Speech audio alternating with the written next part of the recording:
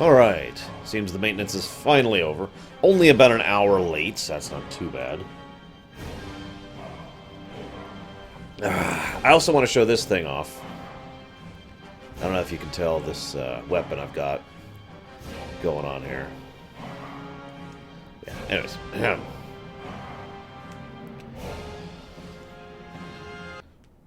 It's time to hit the Highlands. Woo. Behold! Now, ironically, I was going to switch mounts for this, then I realized we're actually already on the mount I was going to be on for this one. But I was like, well, hang on. Honestly, I feel like the Alliance should be air. And the Horde should be Earth. So why don't we go ahead and pull out the other Drake. There we go. And we'll use this one for the Alliance. Because Alliance just seems more air than the Horde, don't you think? So we'll get the Air Drake on the Alliance. Hi everyone. Silver. Dragoon, Schmidov, Norlex, Mindblast, Eru, 7th. I know Permeus is here somewhere. And no one else. What's up, guys? Let's do this. Why am I PvP flagged? Oh, right, because I got this sword I'm wielding right now. Curb stomped the Horde in that battle, too. It was actually quite invigorating. Apparently, I am still moderately acceptably passable at PvPing. As a Death Knight. Anyways, so now this is really, really sad, though. So you see this amazing Claymore? That's...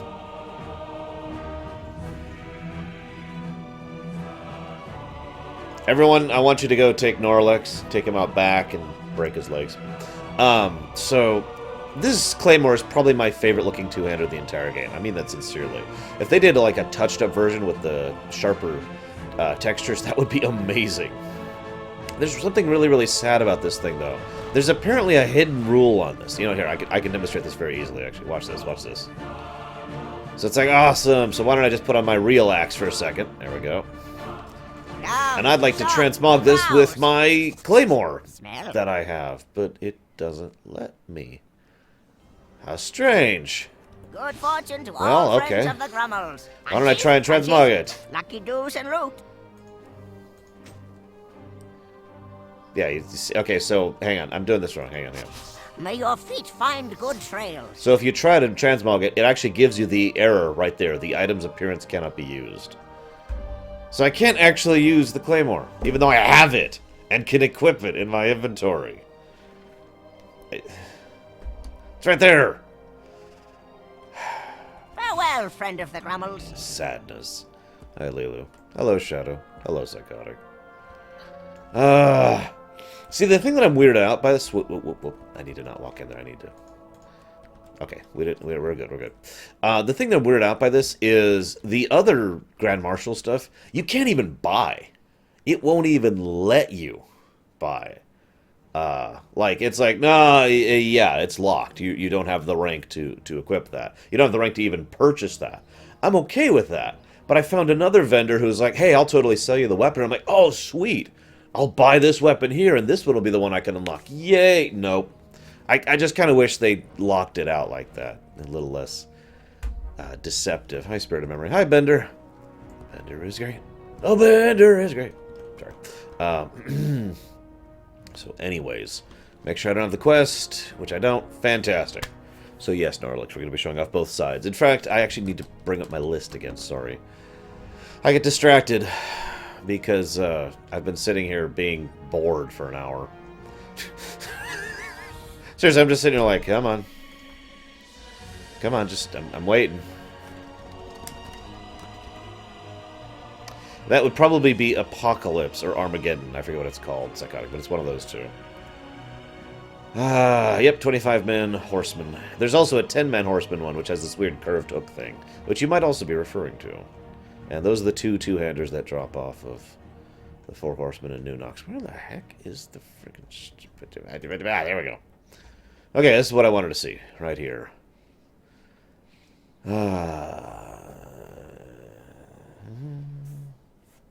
Perfect. Okay. That's what I thought. Just verifying something. Okay. Hey, it's Varian. What's up, dude? And Greymane. Vorgilneus. Spit on Greymane. There we go. Stormwind is reborn. We are pleased you have answered our summons, Death Knight. Serve with honor. Great burdens have been placed on my son's shoulders in his short lifetime, and I fear his responsibilities are only going to grow. He will never learn leadership confined to the keep, but I am loath to send him without an escort. Xylom, your deeds in the wake of this cataclysm are already legendary. You would be an excellent mentor for young Prince Anduin. Please introduce yourself to him. There's some pressing city business you can both attend to for me.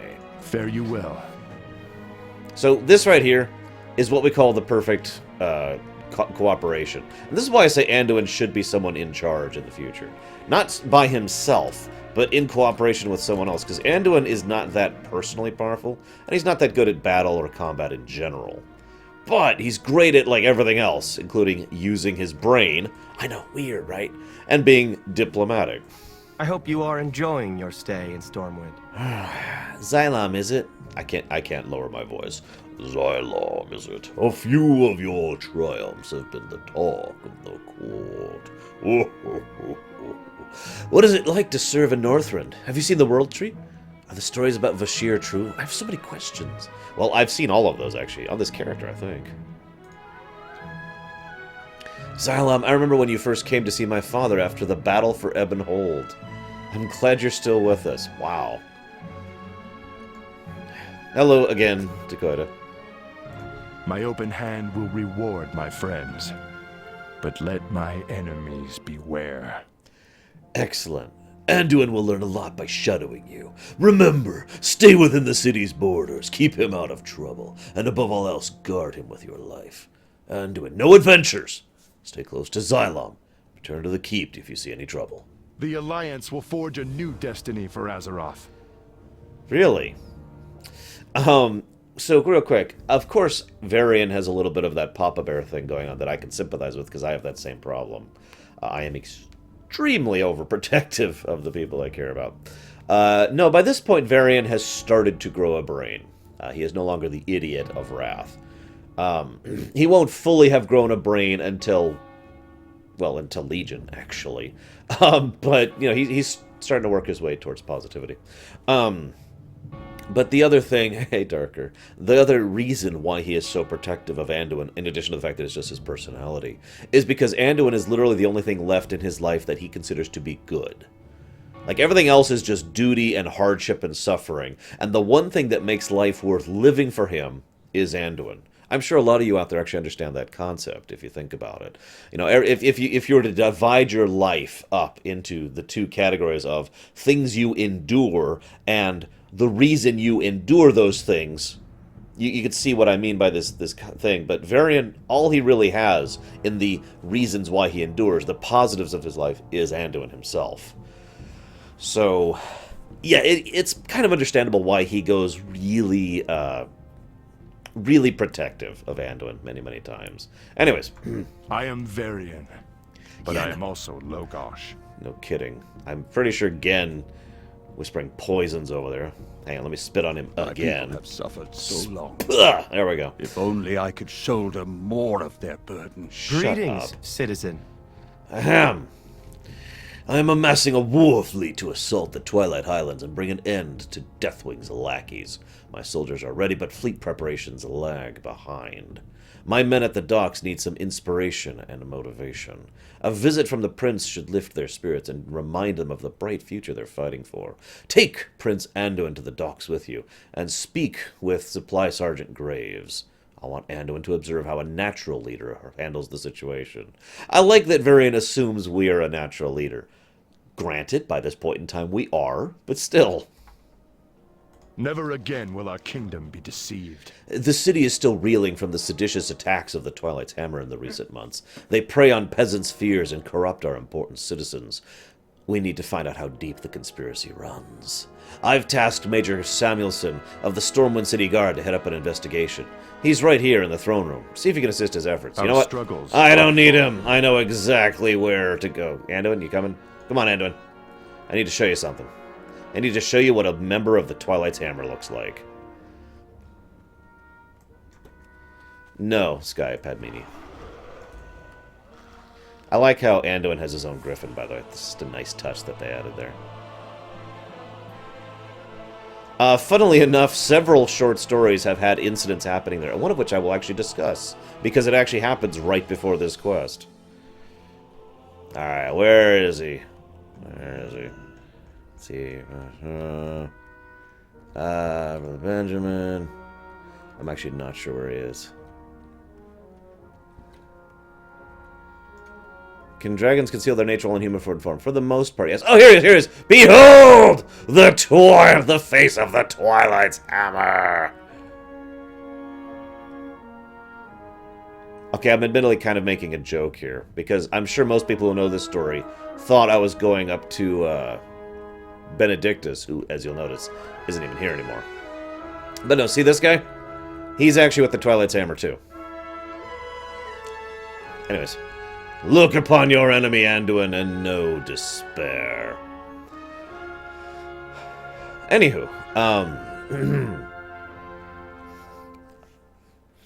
a little bit before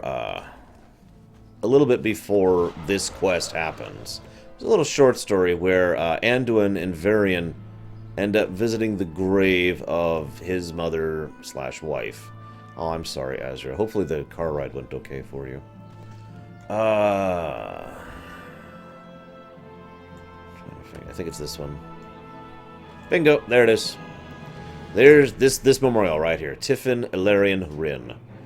Queen of Stormwind, fair and just, with wit as quick as her smile. May the light inherit your warmth, for our world grows cold in your absence.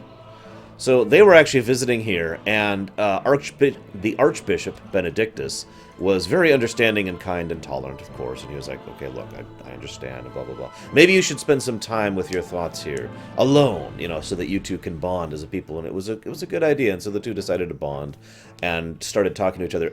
Up until this point in time, Anduin and Varian didn't actually get along that well, because Anduin thought his father was a hot-headed idiot, and Varian thought his son was a pathetic waste of flesh. Which is funny, because if you think about it, both of them do have a little bit of a point there. Anduin is not a fighter, and Varian is a bit of a warmonger. The two have been kind of graying out ever since. Anyways, so as they were there, and, you know, sometime later, after they started talking, there was an assassination attempt. Several Twilight cultists swarmed the two of them. Actually came surprisingly close to succeeding. In fact, Anduin ended up basically being one of the linchpins of surviving that encounter, because heals priest. But yeah, long story short, they then came, and there was actually a gathering of people here in honor of the memorial and in general. And he gave this big impassioned speech about how life is awesome. Literally, Varian just went up and said, "Everything is awesome," and that's all he did. Okay, I'm not being literal, but that is the second, I think, hint about the nature of an individual called the Twilight Father. Now, I mention this because this is actually really important. And it's completely underestimated in the game. In fact, in the game, the Twilight Father is mentioned once when he's revealed. However, in a lot of the books and comics leading up to the end of... Like, while Cataclysm was live here, during the storyline, you know, while the patches were coming out, there were comics and books coming out that kept hinting about this Twilight Father individual. Basically, the Twilight Father was the second in command. The second in command of... Exactly, Shmanov. He was the second in command of the Twilight's Hammer cult, the entire Twilight's Hammer. The only one who was superior to him was Cho'Gall himself. And nobody knew who he was. He was a complete enigma, and there's tons and tons of stories all leading up to, you know, to trying to figure out who the Twilight Father is. And some people were even theorizing maybe it was female and whatnot. As I said, the actual reveal of who the Twilight Father is in the game. And darker over there is actually the Twilight Father. I've been meaning to tell you that, guys. What can I do for you? Yes. Oh, my investigation of the Twilight's Hammer. Of course, your assistance will be invaluable. My investigations reveal it's likely there's trouble brewing amongst the Stormwind dock workers. Shifty lot. Don't trust them. Should go down there and shake the place down. Grill those longshoremen. That should keep you busy. Go rout those Twilight infidels. Safe travels. Yes, the Twilight of the Aspects talks about the Twilight's Father a little bit. I forget all the exact works that talk about it. It's another aspect of Cataclysm that was a little rushed, basically. They should have shown more of the Twilight Father build up, basically.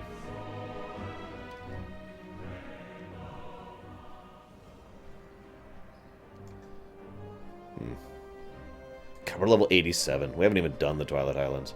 By the way, the Twilight Highlands is huge. I've set aside all of today for it. We might not finish Cata today, because we have a fairly large number of dungeons and raids and quests after we finish Twilight Highlands. Cata, once again, had a lot of content to it. People tend to forget that. So, not sure if we're going to finish Cataclysm today. We're going to be working towards it, though. Excuse me, sir. Can I question you? I haven't heard a thing, I swear. Look, I'm not trying to terrify you. I'm just a massive Death Knight who you can't even see my lower jaw. And also a Worgen Death Knight. I'm literally 1.5 feet taller than the rest of you. Death. Tell me, swear to me. This is what we call circumstantial bonus. You literally have a way with people, Xylem. They fear and respect you. But I don't want fear! Look at how cuddly I am, little Anduin! Behold my cuddliness! Oh yeah! Check out these sweet moves. Okay, I'm done. No, I'm not doing Lore Master Marshal, and I guess we've been doing this for about 40 days now, something like that.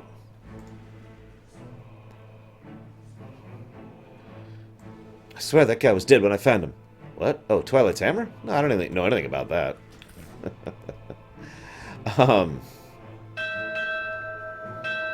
Oh yeah, definitely Necro. Absolutely. Good content too, in my opinion.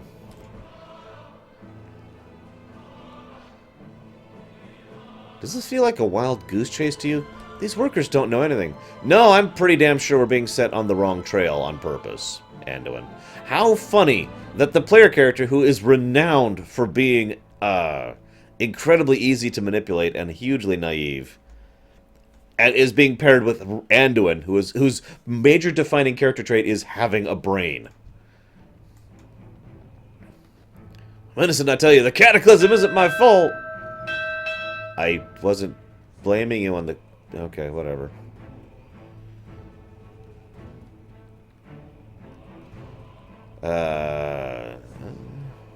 Hey, Raving Looney. Yeah, it does take a while, Marshall, if you're actually going for it. I got it years ago, though. So yeah. Twilight's hammer. Keep him away from me! Hello. Have you come to speak with my father?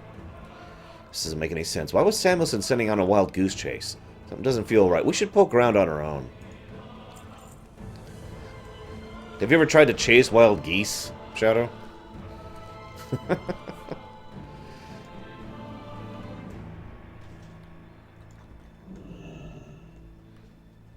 Excuse me, Supply Sergeant. Well met. Please understand, Your Highness, the men are working double shifts. The scale of your father's operation is enormous. It's almost as though the Warrior King doesn't understand infrastructure, economics, or anything other than fighting. Nah! But I give you my word. I will endeavor to wrap things up. I give you my word.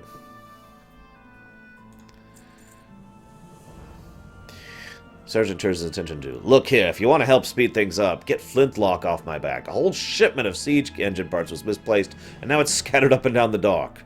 Gather up the missing parts and don't sneeze.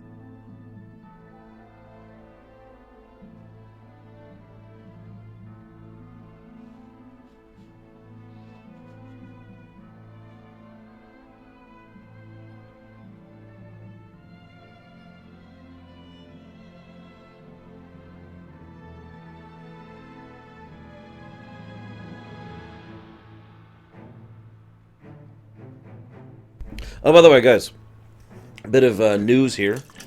Last night I finished uploading, while I was sleeping, I finished uploading the most recent episode of the WoW Lorerun to YouTube. In other words, the one we just recorded yesterday about Deepholm. Would anyone like to guess what day that will go live on? The last episode, currently.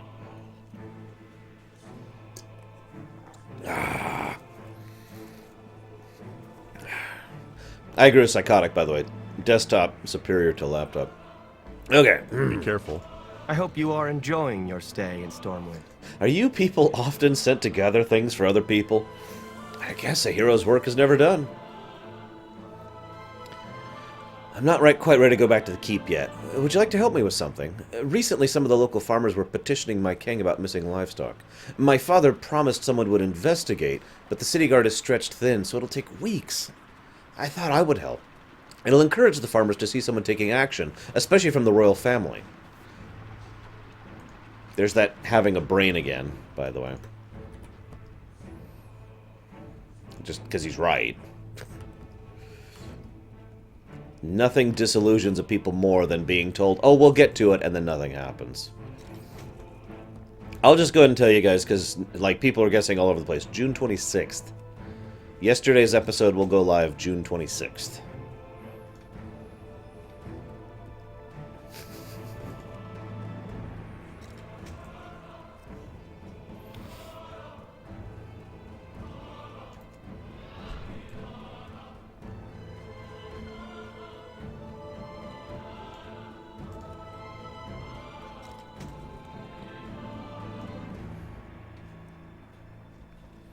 So, yeah, this is going to be going live for a while.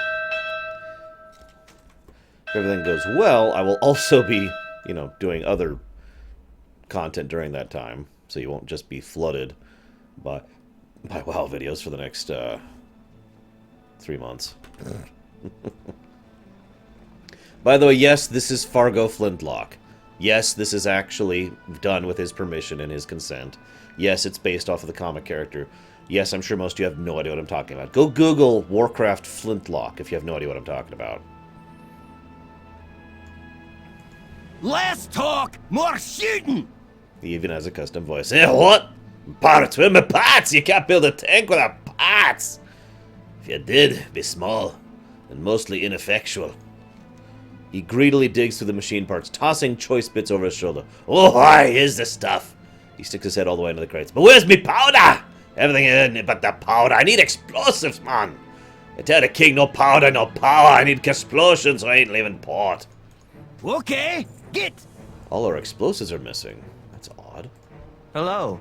It's Have you almost come as to if speak with my Samuelson father? is deliberately trying to waste your time. The dock workers don't know anything, and explosives are missing. You know what I think? I think Samuelson knows more than he's letting on. He probably has a lead on the hammer and wants to get all the credit and glory for himself. We should peek through his records at SI7. And of course, Anduin has access to SI7. Although, there's a little side bit, I forget where it is, I think it's in Pandaria, where they mention how Matthias is actually thinking about trying to recruit Anduin to SI7. Or, like, try to, like, get him some training in it, because he's, according to Matthias, he's got a good mind for it. And I agree, by the way.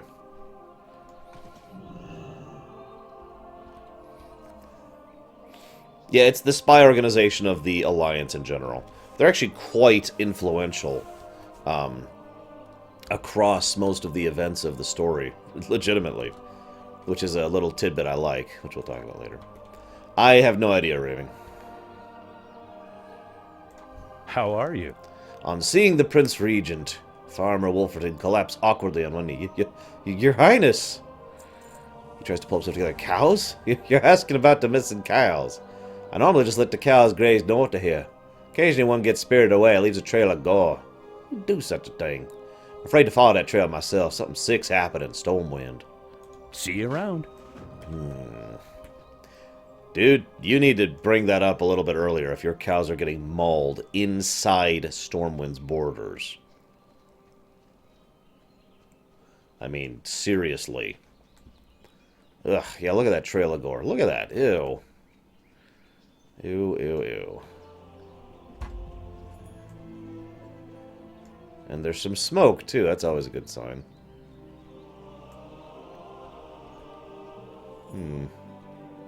Ugh, what is this place? Ugh, and that smell. Some kind of rituals were performed at this altar.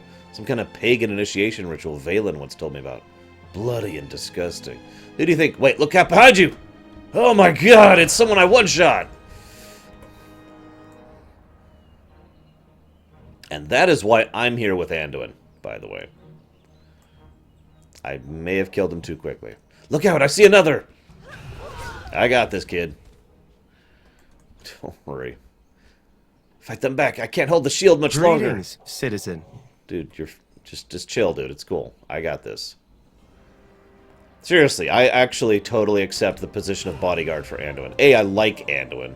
B, I think a lot of the future of Azeroth rests on his shoulders. C, I can kill the crap out of everything. Because I'm the player character. And a Death Knight. You know the one thing a Death Knight's good at? They're fleeing. How can you tell? I hope you are enjoying your stay in Stormwind. I was in Ironforge during the takeover. It was chaos. No other father gets so protective when I leave the keep. Yeah, by the way, as Permeus just mentioned, in case you missed this is happening inside the city walls of Stormwind. This isn't happening out in Westfall or whatever. Just, yeah. Anyways. That was a close one. I can't believe you stood your ground against so many at once. Looks like this site was used for some kind of twisted Twilight Hammer initiation ritual. They're definitely active inside Stormwind. Wait, what's this? This badge shows a crossed axe and hammer. It looks old. If we keep poking around, we might figure out what it means.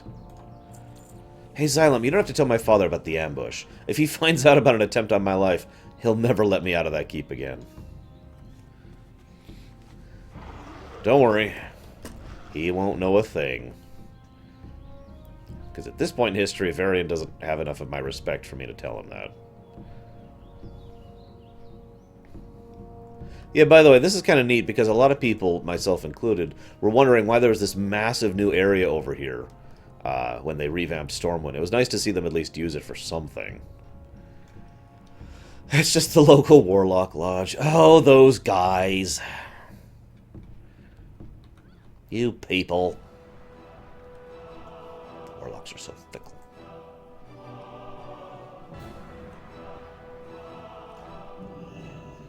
Alright, SI-7.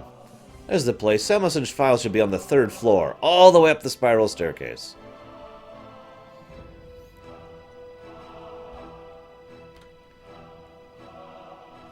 Oh, that's a good point. Warlock. Oh my god, you're right! The Warlocks only go after the lambs!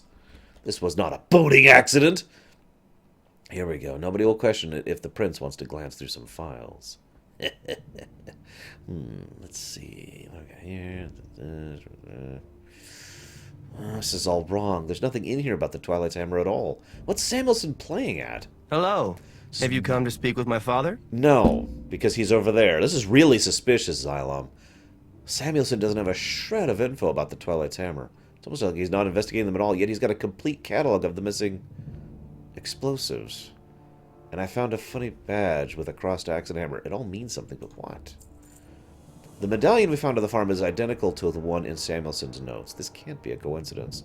I think Samuelson's up to something, but we need a smoking gun before we can accuse one of my father's most trusted guards. There's only one person I trust to short this out. Matthias Shaw, director of SI-7. Show him the badge and see what he thinks. I'll go back to the keep and watch Samuelson like a hawk. Maybe you should, like, wait for me, buddy? Because, like, I mean, you saw the Twilight Hammer trying to kill you earlier that I effortlessly obliterated, that you had no ability to fight against, right? I mean, I'm just saying, I respect you, Anduin, you've got a good head on your shoulders, but our combat ability is like, I'm a titan and you're an ant. Okay, fine, go ahead. I'll go back to the throne room and keep an eye on Samuelson. Okay, bye. Hey, Matthias. What can I do for you? What's this you've brought me? Anduin's been investigating the Twilight Hammer? Weren't you supposed to keep him out of trouble? Let's see those badges you discovered. I recognize the symbol on these badges from before Deathwing's attack on the city. It belongs to the soldiers in the old barracks west of town overlooking the harbor. Your timing couldn't be better. One of my top agents, Jack Bowden, has been trying to infiltrate the Twilight Hammer cult for me. Last night he went missing. If you and Anduin are right, the cultists are holed up in the old barracks. Time is urgent. Go! Or the Alliance. I'll rescue you, Jack. Ugh, where is the bomb? Torture. And yes, it is Marshall. Only by, like, 3 months. Give or take. But yeah, I do like the symbolism of that, Gnarlex. We are the wolves, and he is the lamb. The only difference is we know we need each other. Alright, the old barracks. Well, there's not really much left of it. Oh my god, there's people here die! Of course the cultists would live in the ruins of what used to be the park in order to coordinate amongst each other. I mean, of course they would. What are you installing, Shadow? Do you not feel the Master's gaze? He watches us all! Oh, embrace the coming of the end! Whispers, whispers, whispers! I can hear the whispers! Biting, clawing, clutching, tearing!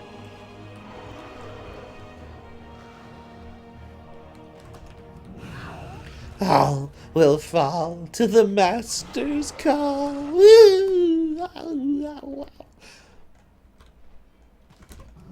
I don't know what's up with my crazy person accent. It's all over the place today. I'm sorry. Where is he's down?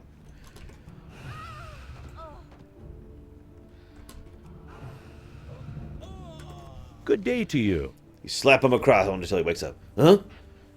Death Knight? What are you doing here? I'm Agent Jack Bowden. This is the longest day of my life. Wah, wah. Don't worry about me, Death Knight. I've uncovered the Twilight Father plot.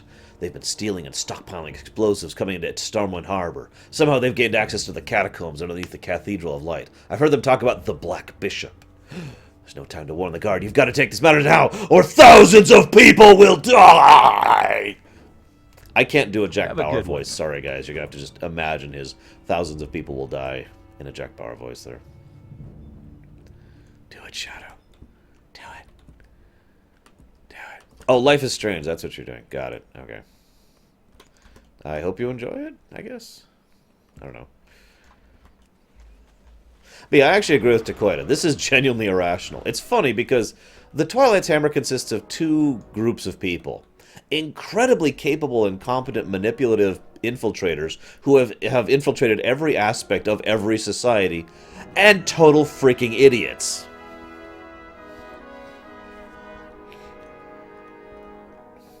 Those are the two groups of people in the Twilight's Hammer.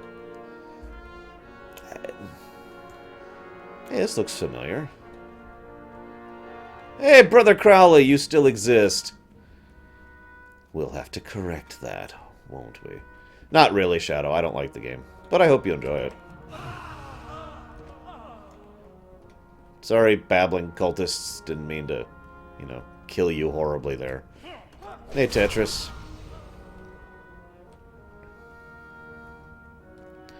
The Black Bishop.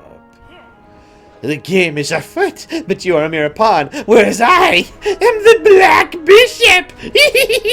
Ugh, instant dead. Pawn takes bishop. So yeah, apparently the goblins are plotting against Stormwind. I have to admit, there's a scene in the Two Towers, the movie, that I really enjoy. It's the scene when they actually successfully detonate the grate going into the deeping wall. And the wall just goes clumping. And it spends like a solid minute on showing the after effects of that. But my favorite shot of that... Whoops. My favorite shot of that is when it goes to... I suddenly can't think of his name. The King. It goes to the King. And his expression as he watches, you know, the wall go down and he realizes just how screwed he just became. Every time I've done this quest, which is admittedly only once, or no, twice before actually.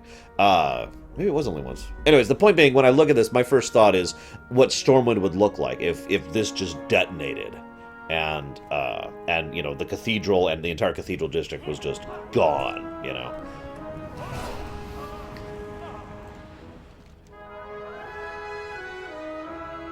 You wet your fingers and snuff out the fuse. The cathedral is saved.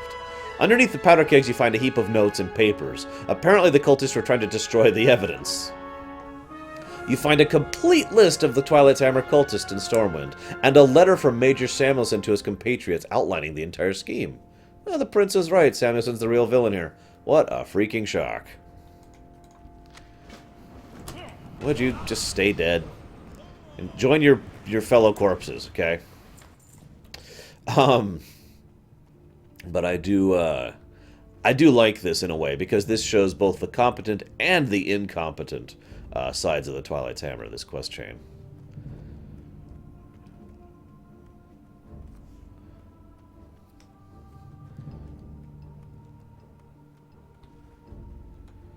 Yeah, exactly. Just... And then, oh god. Just, yeah. A lot of people would be dead from that. Fear broils forth from the heart of the infinite. And don't make me look. I've already seen more than I can stand. Was what the crazy person earlier said. So, what a shock. The head guard. The head of the local guard of Stormwind is a member of the Twilight's Hammer. And as I pointed out, the bishop earlier, the Bishop Farthing, is also a member of the Twilight's Hammer.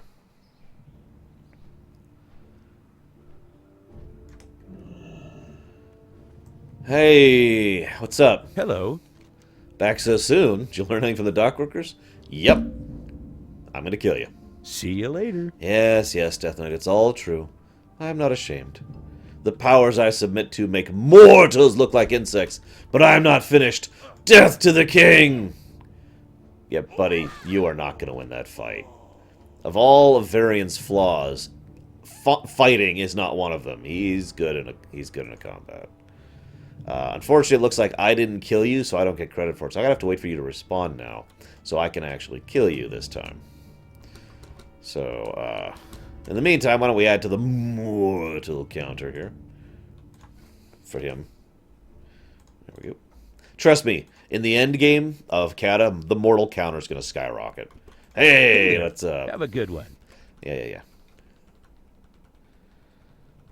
Give in, Shadow.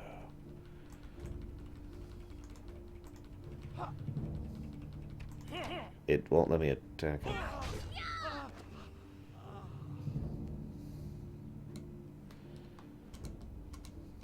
Hang on, I think I know what's going on here.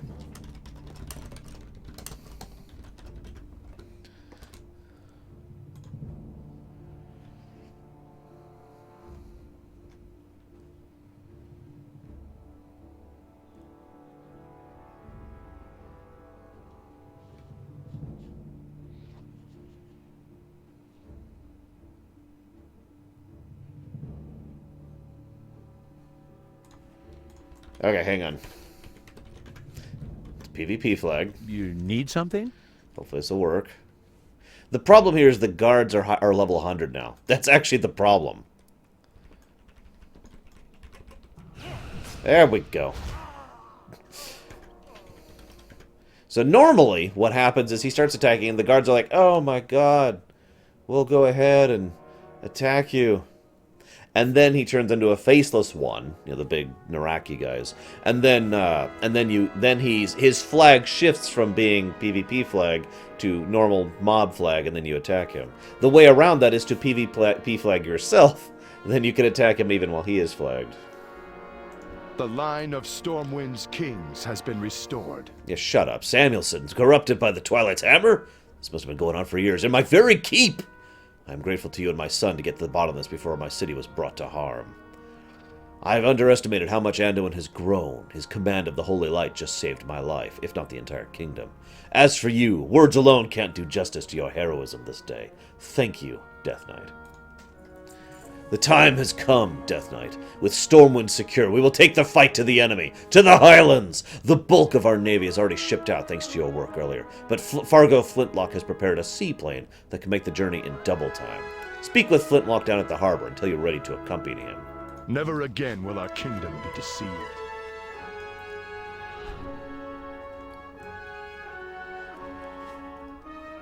Yeah, I know, right, Narlux? What's supposed to happen there's actually one other, Yes, I do remember how this character was welcomed by Varian. And I quote, well, I'm paraphrasing, "The only thing that's preventing me from killing you as we stand is the word of the greatest paladin who ever lived." God, Varian. In fairness, Varian has changed as a character since Wrath. Quite a bit, actually. And again, he will change even more in Pandaria. And just a little bit more in Warlords until we see him, you know, at his full strength in Legion. Character strength, I mean. Not, you know, strength of arms or anything like that. Okay, before we actually go to the Highlands, I'm going to do one other little thing real quick. By real quick, I mean super slow. This quest has been changed, so I'm going to tell you how it used to be, and you can observe how it is now. Let me make sure we need to abandon that quest. There we go.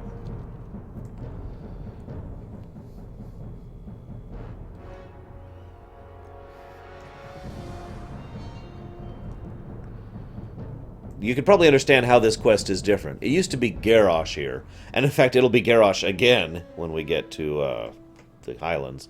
And now it's Vol'jin. Yeah. How can old Vol'jin help ya? Spirits bewitch ya.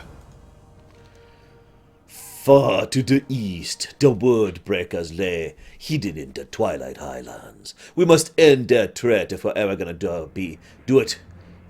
We must end their threat, and we're gonna do it with the most powerful army ever. Our new allies, the goblins, be making us new machines of war. But I hear there be problems with the quality. We can't fight with broken machines. Speak to the foreman Gibbs. Make sure me machines are ready for battle. The spirits be restless. Look at all the quests in here we're just ignoring.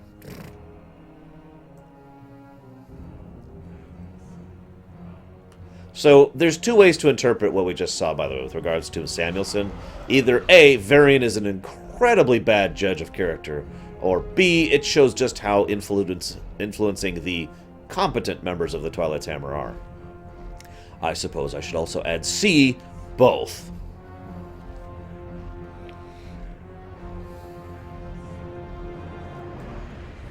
You know, the great irony of that, Narlex, and I know you know this, is that she didn't want to. She had no choice. How messed up is that? Gul'dan is a bastard. So you're supposed to be doing this job for Garrosh, and he basically is like, I'll kill every goblin who doesn't come make up to code. What? I'm busy. Go away. Wait, what? Vol'jin sent you? What can I do for you? Him. Us. I'm just going to read it like it used to be. Well, Garrosh isn't happy with our work. Well, this is bad, very bad. My boys need to step it up. Maybe you can help me set an example. Set a Hailscream demolishers just rolled off the blocks and are ready for inspection. Give them a thorough going over, and if there's any problems, give the chief engineer a good thrashing. Remind them that War Chief is dependent on him. Move it!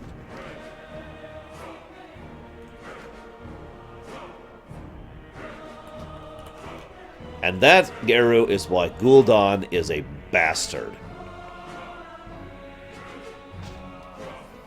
And one of the most evil characters in this entire setting. If not the most evil character in the entire setting. This baby's all mine! I call her the Throttler. That's right. Takes a licking, but keeps on kicking butt. Alright, what about this one? Ready for inspection?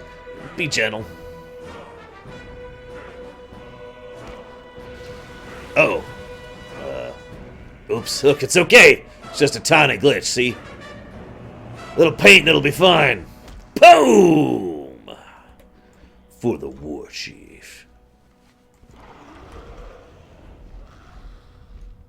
Get that weapon fixed for Hellscream's army.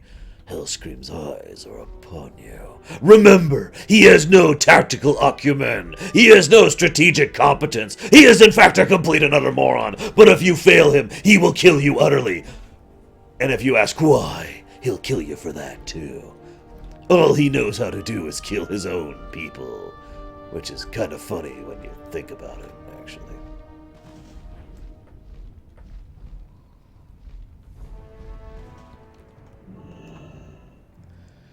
I am too, Narlex. Especially since she was supposed to be in Warcraft 3. These be the dark times. So this is what Vol'jin says. You had to be getting a little rough with them. Some lessons need to be rough to be taught at times. With this, our preparations be complete. I should look this up. Hang on just a second. I want to read you the actual, the original quest. Hello, Liberated.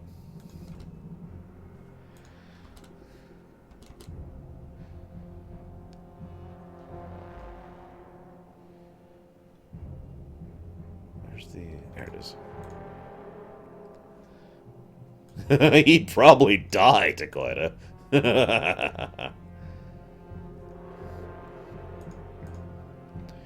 this is what Garrosh says. Instilled a little discipline in them, did you? Good! Good! Everybody pulls their weight in my horde, except for me! I tolerate nothing less. Our preparations for invasion are nearly complete. Yes, I did liberate it. In fact, I put a whole video out about it. The dog spear never gonna give up. I see you haven't spoken to my advisor, Sudden Optimistic. He's been at our side since the campaign in Lorerun. To assault the Twilight Highlands, we're gonna need a map of the shoreline. I've tasked Sarnock with digging up this information. See if he can use your assistance. He's standing right next to me. How can old Vol'jin help ya? Hang on.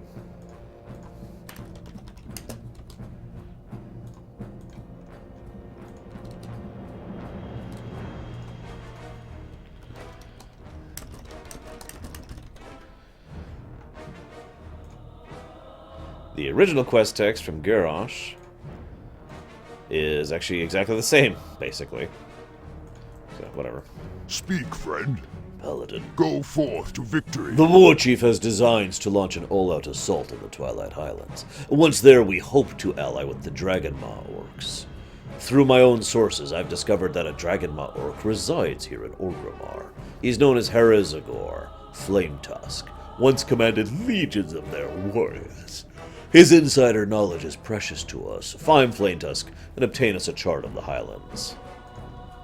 Be safe. Sure, I can go do that. By the way, I think this guy is a better infiltrator than Samuelson. Samuelson was a little obvious in his machinations. Sarnock actually acts like he's completely helping you the entire time. Oh, I guess I just gave it away. So that guy's a Twilight's Hammer, the shaman we just talked to. Spoilers.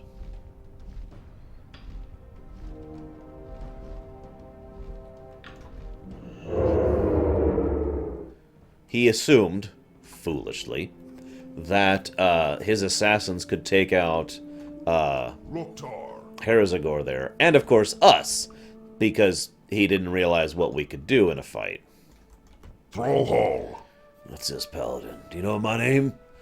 Do you know, then, of my reputation? I am Flametusk of the Dragonmaw clan. I commanded legions, flew on Dragonback, witnessed the sundering of grim Batol. Curse the Twilight's Hammer, and curse their ogre lapdogs. Look at me now, all talk and cheap liquor. Yes, but the Dragonmaw can be great again. Help our conquest of the Highlands. Can you give me a map? For the Horde. I will help, but I know you're stepping into the Viper's nest. Oh my god!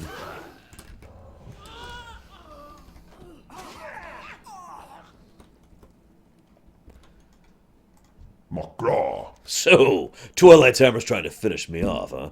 Honorless filth! I'll help you, Paladin. You need a map? Yes, of the coastal approaches. May your blades never dull. There you have it. All the safe approaches to the Twilight Highlands. Unleash havoc on our foes.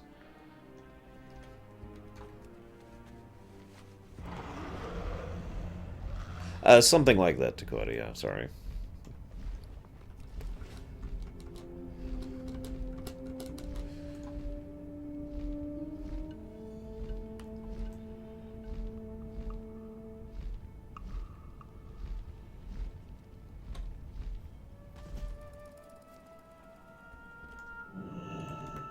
What do you need? Ah, Paladin, you've returned. What do you have? Ah, Twilight Assassins. Followed you to the bar here in Orgrimmar? The War Chief won't be happy about this. Continue your preparations for invasion. I will investigate. Strength. Of course, of The course. dog spear never gonna give up. The Highlands be home of the Dragonmaw orcs. If we show them their might, they would ally with us against the Twilight's Hammer for sure. The fleet be gathering at the Bilgewater port in Ashara, but there be reports of delays. You did good with the goblins to work. I need your skills here too. Or, These be the dark if times. you're talking to Garrosh, he says, hang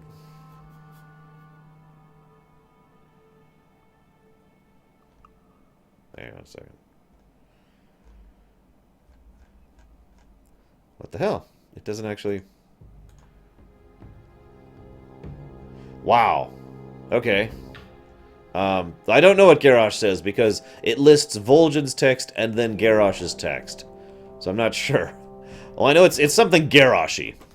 Probably like, go do this or I'll kill you. Because that's kind of how his subtlety works. And yes, it was Dakota. Except we're not drunk, so we're fine. Whatever. The only real important distinction between Vol'jin's quest text and Garrosh's quest text will come up ahead here. You'll see what I mean.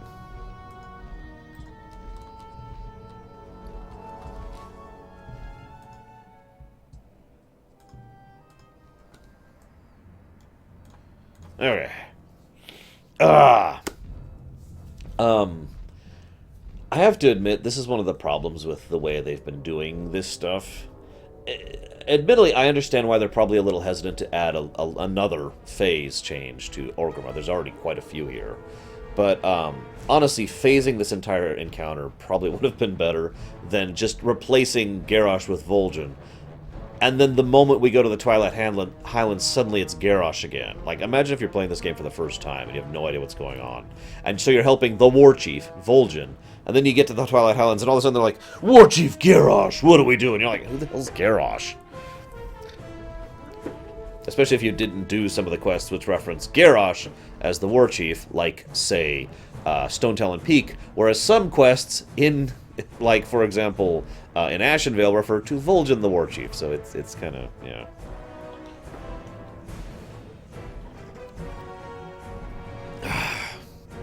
I once heard a joke by Metzen, I think, that said if they ever wrote if Garrosh ever wrote a book, it would just be hundreds of pages of the word kill.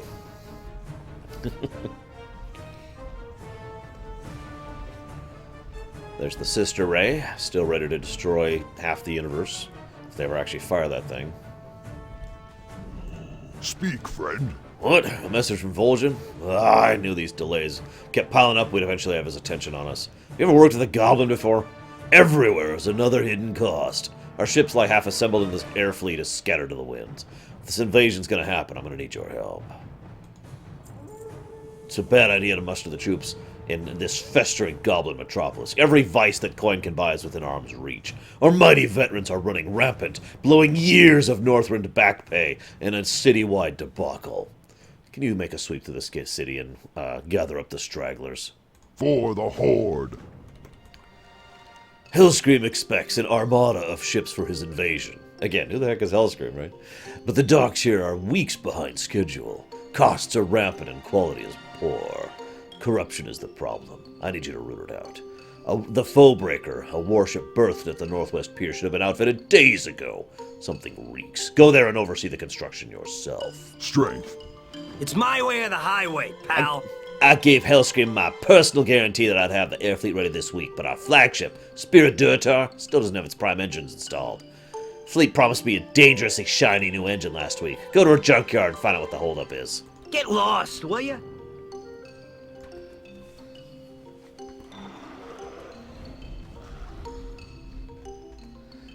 Probably, Norlex. Did I already say that? Shoot. So, I have to admit, this is funny because this is actually the second time this has happened, if you're paying attention. If you remember, back in Silverpine Forest, they had an entire invasion force that they set up, ready to go. Yeah, you machin. They had an entire invasion force set up and ready to go to hit the Silverpine Forest, and they decided to leave from Ashara, you know, here, Bilgewater Harbor, and they got so drunk they lost the fleet. I mean, seriously. Wait, what? Okay, you're dead.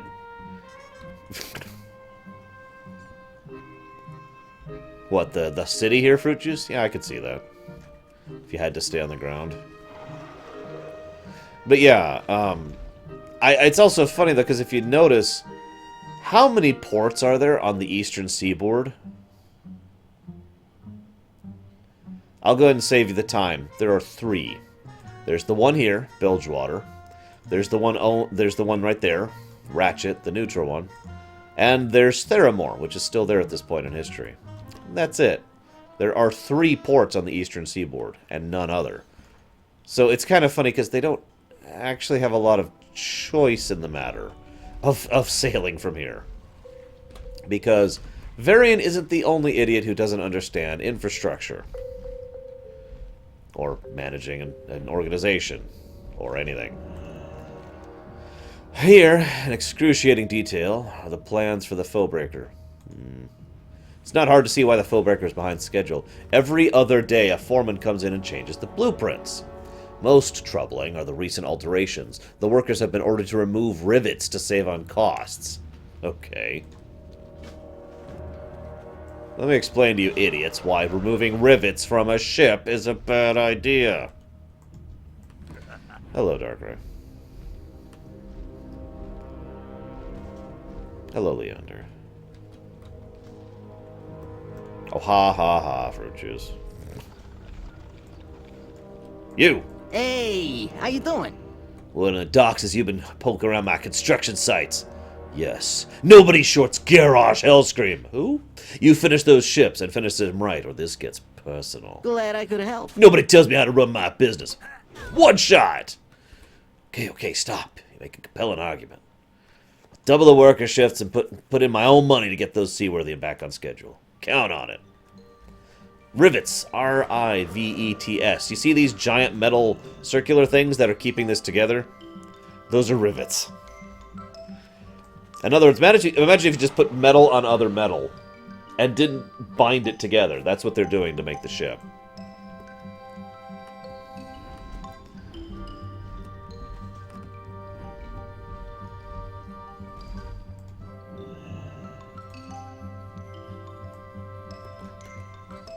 Stupid AWOL grunts. Yes, they do, Leander. Yes, they do. I should have left. If you give it a moment, he'll actually be like, "Look, rivets are tiny things, anyways, right?" Can I find another? Well, spit it out. Damn Be it. careful Looks out like I there. can't. Oh well. It's like, look. I mean, let's just talk about this, okay? Please don't kill me.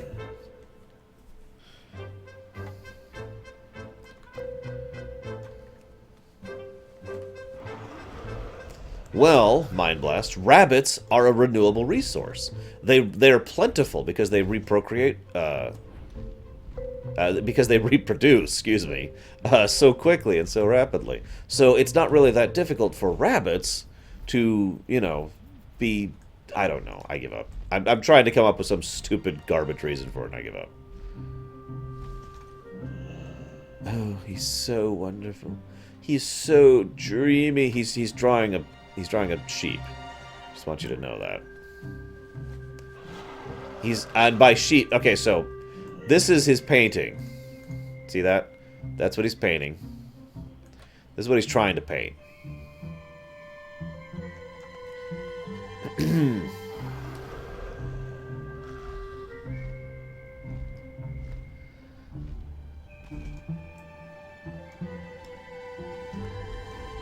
Yes, Mind Blast. That's exactly what I mean. 12 points from Gryffindor.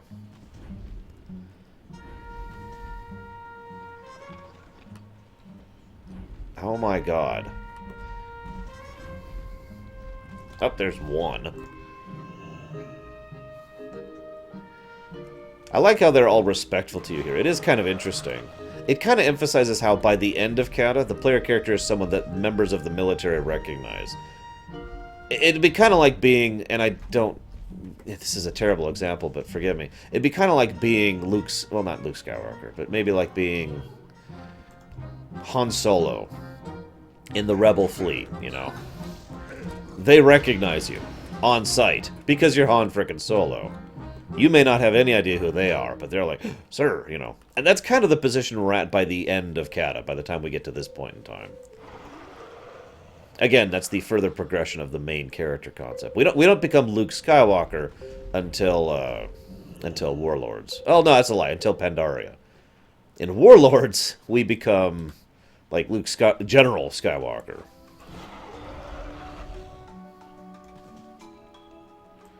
Then you become Londo? Dude, awesome. Can I do that? I'm sorry, Lando Calrissian is actually one of my favorite Star Wars characters overall. Legitimately, he's awesome. Make sense. What? Captain said what? Ah, it's his fault the big beast of an engine's delayed. The captain who insisted that his engine use the induction samoflanged. Those things haven't even been invented yet. I tasked Smoot with creating one based on some stolen venture company schematics. You remember that? All the way back in the North Barrens? And he's finally built a working model. Now that he's got his samoflange, he's drunk with power. He's running all over the town like a goblin possessed. Hit the road. Yes, Shadow. And yet each time he just gets right back up on his feet and gets back into it and comes up with a completely new scheme to make everything work. To the untrained eye, it looks like any other ordinary samoflange. What the heck is a samoflange? Oh, sorry. Smidoff got there before me. Go, go! Schmoot's a good engineer. Samoflange can kill from 30 yards if you misalign the reduction califracs. Excellent. I should have the engine samoflanginating within the hour. New engine's extremely fast and dangerous. I'd use the word volatile, just the way the captain likes it. Run back up the hill, let him know I'll install this bad boy right now. Move it! Hey, 46. Just kidding, just kidding.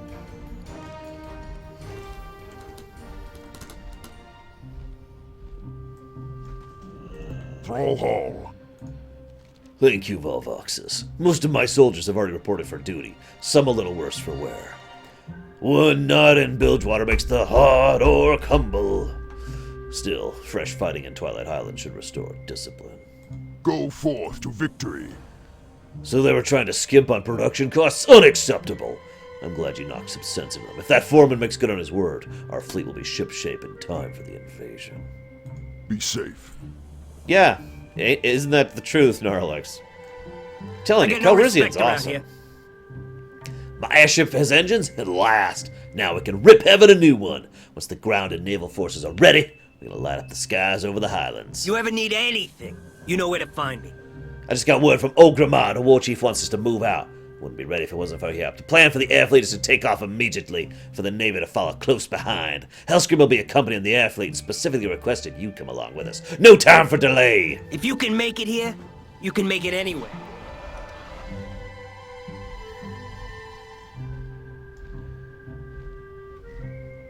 So like I said, Twilight Highlands is one of the... it's pretty much really the only zone that has Horde unique and Alliance unique content. Vashir had the two sides, but they were basically analogous to each other. Both sides just desperately struggling to survive. Hydra was completely neutral, Oldham was completely neutral, Deepholm was completely neutral. Twilight Highlands has it's like this, and they merge at a point, and then it's neutral quest from that point onwards. Hopefully we're in good time here to get the full... Nope, nope. Alright, so, we're going to go ahead and... I want to see the whole cutscene. So I'm going to go ahead and just chill for a bit. Just going to chill up here for a minute.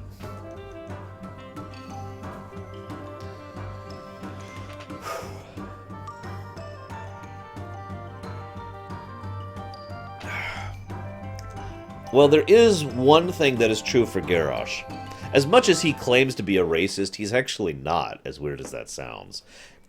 He is, but he's like a fake racist, because he preaches orc supremacy, but he doesn't care about orc supremacy. He's totally okay with the other races, as long as they're either useful or prove themselves to him. In fact, I have another piece of example for that. Blackfuse, a Siegecrafter Blackfuse. He had no problems with him, and he's a goblin. Garrosh hates goblins. But he was totally okay with Blackfuse because Blackfuse was useful to him, and Blackfuse was a frickin' genius. I've actually argued Blackfuse might be the single most technologically savvy individual in the entire setting. At the very least, he is on par with the Ethereals, which should really tell you something. The Iron Star is a technological wonder, and I mean that sincerely. We'll talk about the Iron Star later, though. That doesn't even get invented until late Pandaria. Are they done with the cutscene? Yep, okay. So we're just going to wait here a moment.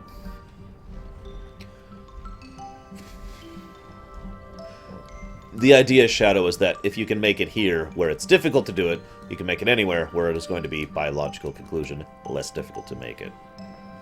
Does that make sense? If it doesn't, then I stab you. Stab. Take us out, Mr. Gidget.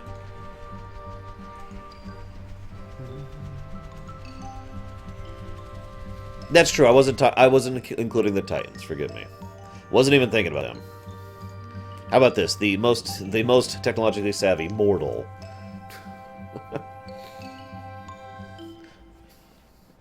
I mean, the Nethrezim are probably a little bit more tech savvy too. Yeah, what do you want? Another paladin for the Highlands? Here, sign this indemnification waiver. That's not what that's supposed to... Okay, y'all checked in. Wait here for Captain Kraz to bring the Zeppelin around, and then get on board and accompany the air fleet. Admiral Stonefist will be waiting for you outside of Dragonmaw Port. Go get him, champ. So, remember Grapplehammer and Greeley? They're back! These are the two who are in the Goblin starting zone. And we had a couple of quests to do for them in Ashara, too. This is the last time we see them, unfortunately. At least I think it is.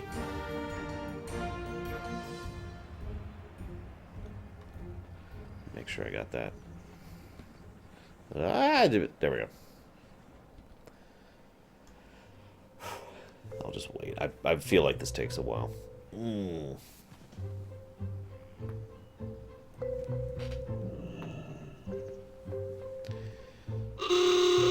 There we go. Yep, okay. So I'm pretty sure it just takes a minute.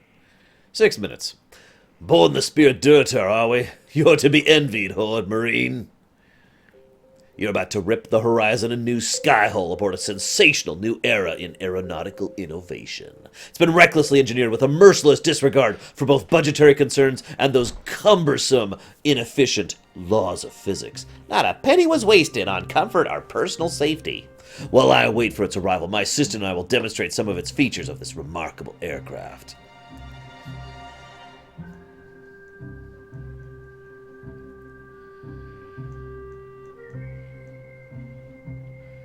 What do you mean, Shadow? I don't understand your statement. You're so crazy.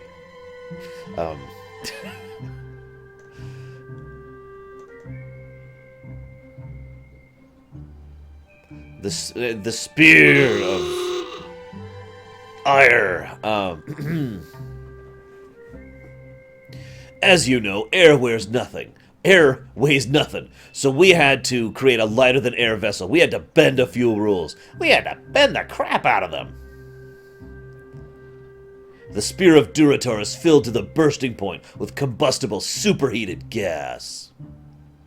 Bilgewater engineers have taken advantage of its inherent high-altitude instability and resultant low cost. We passed the savings on to us.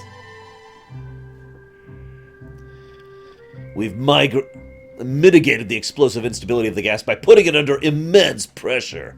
Doing so requires the removal of a number of safety valves that kept erupting. Ask yourself, what good is a safety valve if it keeps going off? That doesn't sound very safe to me.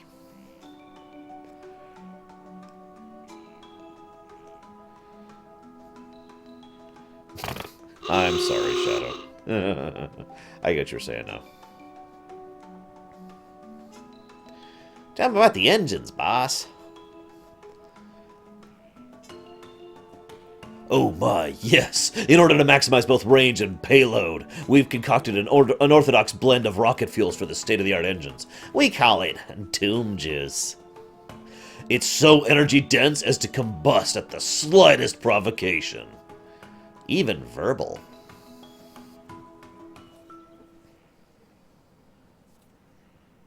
Stuff is so volatile, it probably shouldn't even be moved, much less flown. To ensure a rapid crew response in the case of a fire, fuel storage has been moved away from crew quarters and placed beneath the passenger compartment. Hi, stars.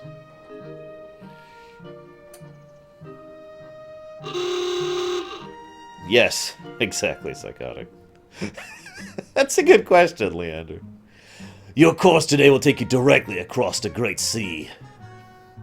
An enormous, unforgiving expanse of pounding gray waves, freezing temperatures, and ravenous sea life. In the unlikely event of a water landing, please reach under your seat cushion to a cyanide capsule has been located for your convenience.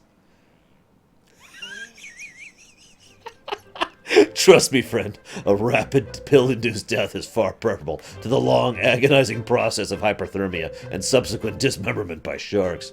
For those of you allergic to almonds, our cyanide capsules come in an assortment of flavors.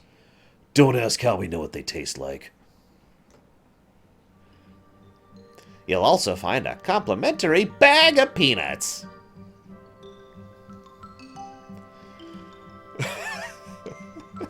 Yeah, they just aim in the general direction of Stormwind, hit go, and jump off the ship. Should your Zeppelin be attacked en route, panic is inadvisable. Instead, look for a number of deck-mounted flak cannons, positioned for just such an emergency.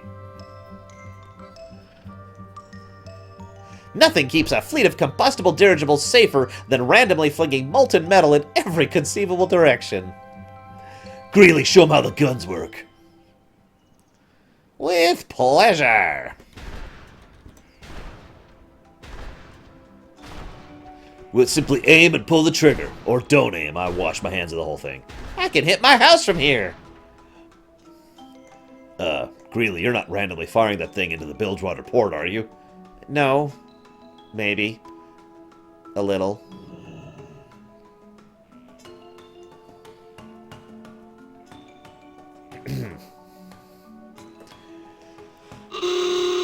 Does that answer your question, Dakota? In the unlikely event that a catastrophic failure does not instantly kill everyone on board, a number of parachutes will appear along the railings. We call them emergency rampless debarkation devices. Simply grab a nearby parachute to be vaulted all clear of the burning Zeppelin, hopefully onto dry land. Greeley, would you like to demonstrate how our parachutes work? Oh, hell no! Those things are death traps!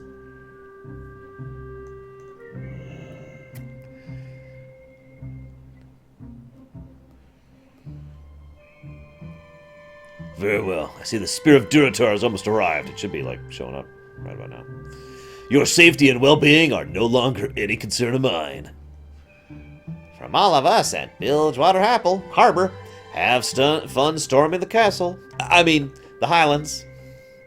And that's who these two are a parody of, if you never picked up on it. Remember, these guys have been around since the Goblin starting zone.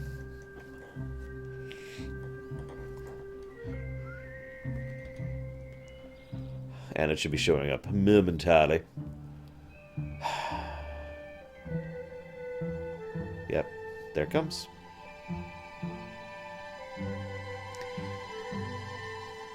What should we call the designation? Like, normally it'd be like USS or IFF or whatever. This is like a Garrosh ship. The GSS Death Trap, maybe? I don't know. It's time to see what kind of a freaking moron Garrosh is in action.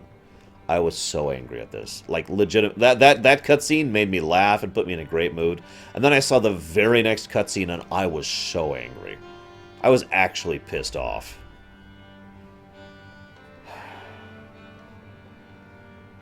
You'll see what I mean.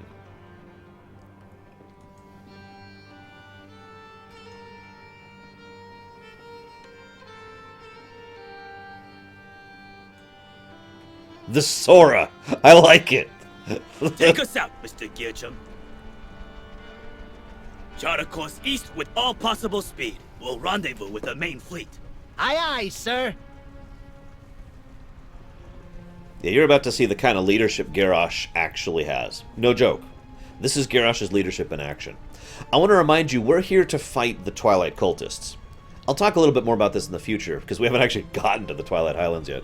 But the Twilight Highlands is the center bastion of the Twilight Hammer power, and the center of the new Black Empire, the forces of Unzoth. This is where they are strongest. They're fortified, they have their most elite, they're actually organized, they're actually trained. This is the central elite army of them, and they are powerful, and they are a serious, dangerous threat, and the Alliance and the Horde have put aside the war to attack here. Not like jointly, no coordination. But the idea is the two forces are both attacking here at the same time. Ignore those.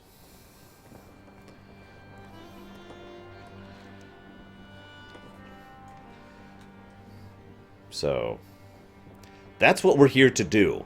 To give you guys a little bit of an idea of our purpose. Oh yes, they have a forgotten one there too. It's also the center of their Twilight Dragon production. Because they have a Twilight Dragon factory there. You'll see what I mean. And yeah, they actually. So I'll explain what the forgotten one is straight when we ahead. get to it. Match altitude and speed, Mr. Gitchum. Signal the fleet to fall into formation. There we go. So there's the rest of the fleet. There's Garrosh over there on his ship, the Garrosh's airship.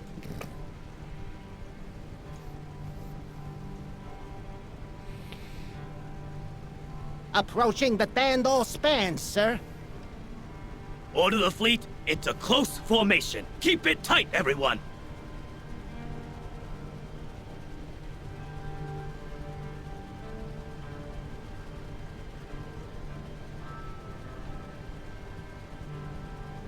This music suits this cutscene too.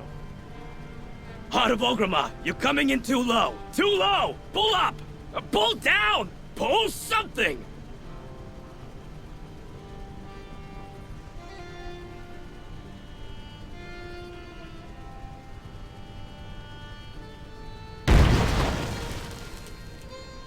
Oh, the goblinity! The valley should mask our movements. Stay low, stay close. That right Don't there. want to see any more mistakes. The Twilights actually have. Fellow warriors of the Horde, hear me now! Ahead hides our foe, worshippers of chaos who seek to remake the world. A new world is coming, friends, but it is not the world of their design. Together, we will crush the Twilight's hammer, raise their stronghold, salt the earth, and burn the bodies. All will tremble at our might. Then we will stand astride this world as its masters, united in our conviction, unrivaled in strength, beholden to no one. Today, we will remake the world, our world, for Coming the up on the Twilight Highlands, Horde! Captain. Look, dwarves! They sulk like prairie dogs in holes in the ground!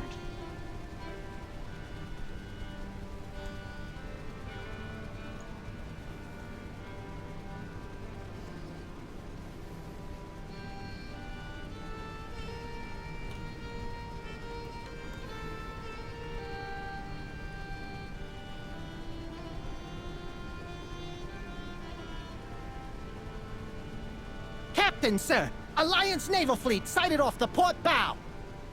The Alliance steams in close formation without escort! Air Guard, attack! Strafe them now while they cannot maneuver! The carriers are unprotected! What kind of madman orders away his close air support? A winner!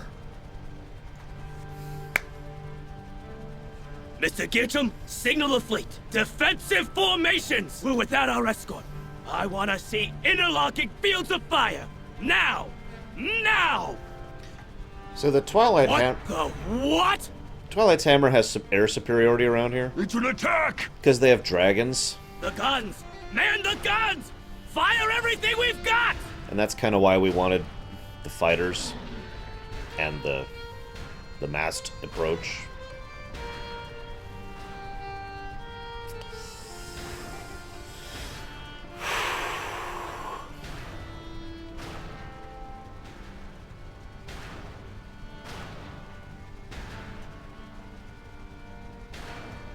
God, I hate you, Garrosh.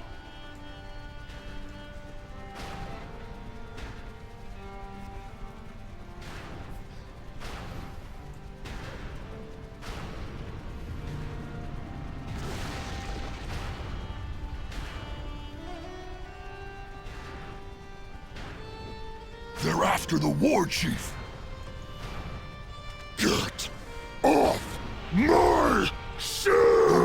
Chief Zeppelin is in flames! It's going down!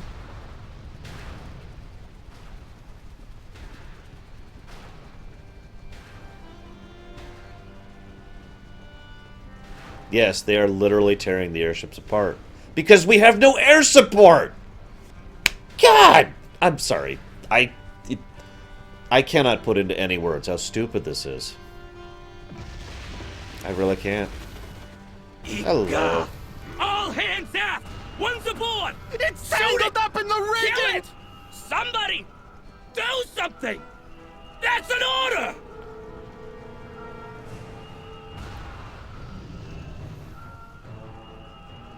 She's breaking up, sir! Tamp down the implements! Batten up the gear carriage! Rudder for the shore! Everyone to the parachutes! But I'm a paladin. I'm fine. Mayday! Mayday! Mayday! Bail out, everyone! Bail! What happens if I don't? I don't think I've ever done that before. Everyone else, get off! I'll be fine! I'm a paladin! Ah, fine, I'll go.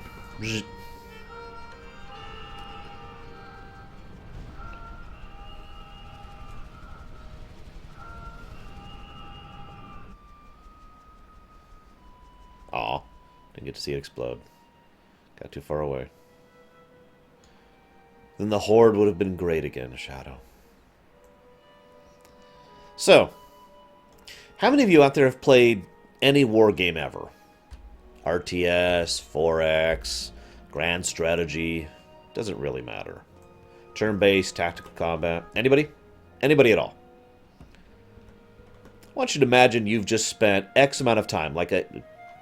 Did I seriously just do that? I want you to just imagine you've spent a huge amount of time setting up a massive fleet, army, doesn't really matter.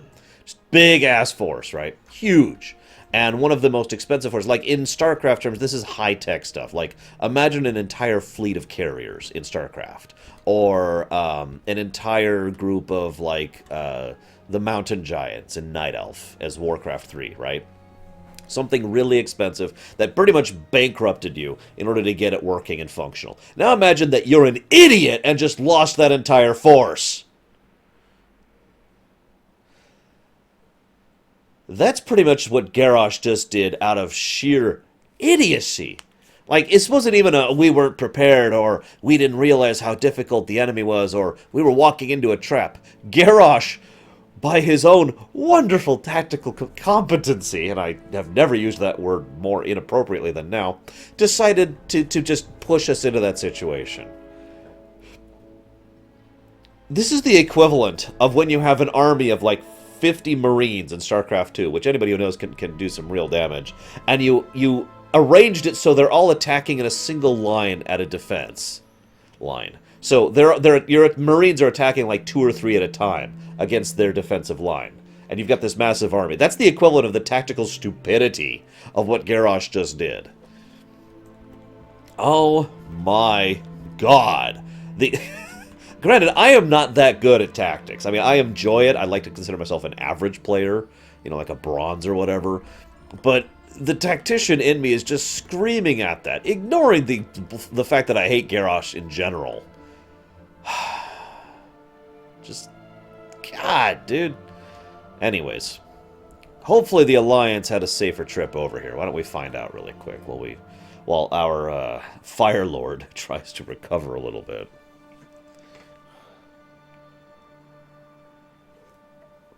Oh my god, just wow.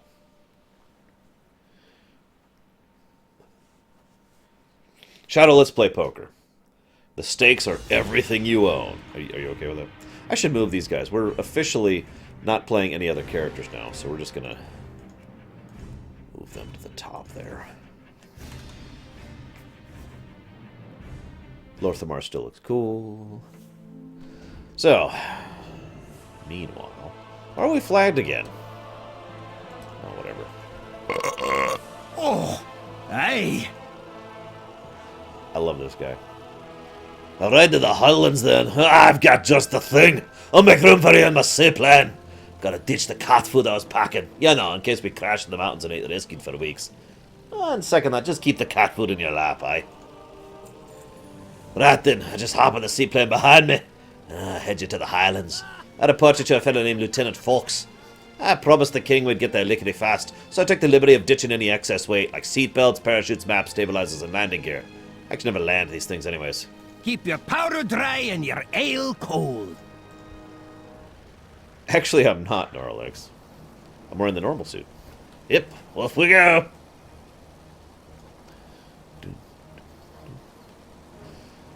Maybe we should bring Anduin with us. Wait, I take that back. Maybe he should stay here and not be doomed.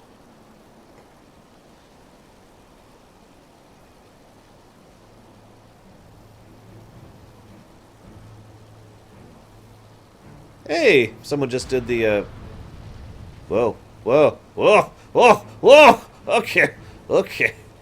Freaking me out a little bit there, Flintlock. Oh, God! Okay, we're okay. We're okay. Flintlock, can we leave the city yet? Is that a thing? Look, I got a flying mount. I could just fly up to the Highlands. It's not that far. Right then. Hate long plane rides, so I'm going to kick in the aftermarket burners and ignite our entire fuel supply in one go. So, whatever you do, don't black out! Yeah, someone just did the, Terragosa chain.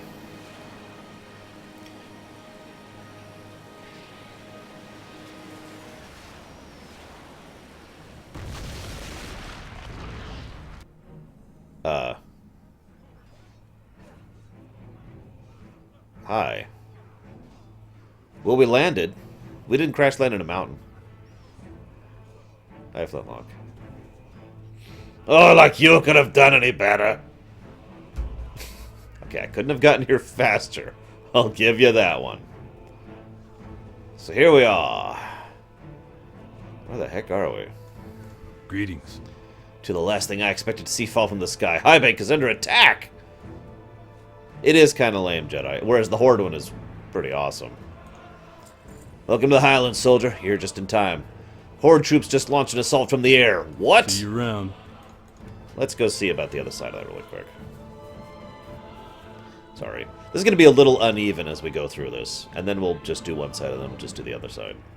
And then we'll do the rest of it on whomever. Oh! We're going to have a poll going, by the way, guys. Poll. New. Which character should we do the rest of the Highlands on? That would be either Alliance or Horde. That's really what it boils down to. Bam! New poll. Feel free to vote.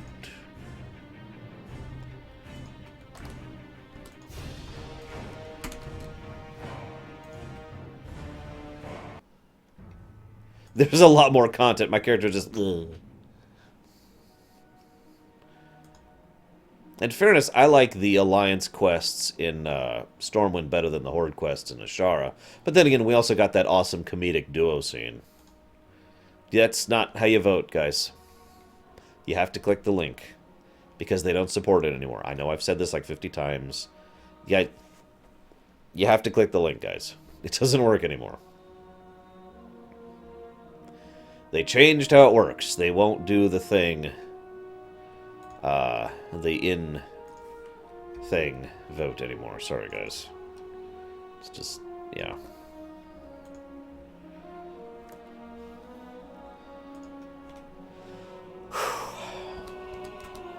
Okay, so. Strength and now, honor. I have to point out, though, the Horde really did get the better quest chain here. Hi, Hourglass. The Alliance get a decent quest chain, and they get to do some awesome stuff with the Wildhammer. But the Horde get not only that huge cutscene we just got, the comedy duo of the two goblins, but also basically all of this quest chain. We'll talk about this as we get there. Loktar. This is a disaster, Valvaxis. Our air fleet was decimated. Reports are coming in our navy was attacked unprovoked by the Alliance in open water. Uh-huh. Unprovoked.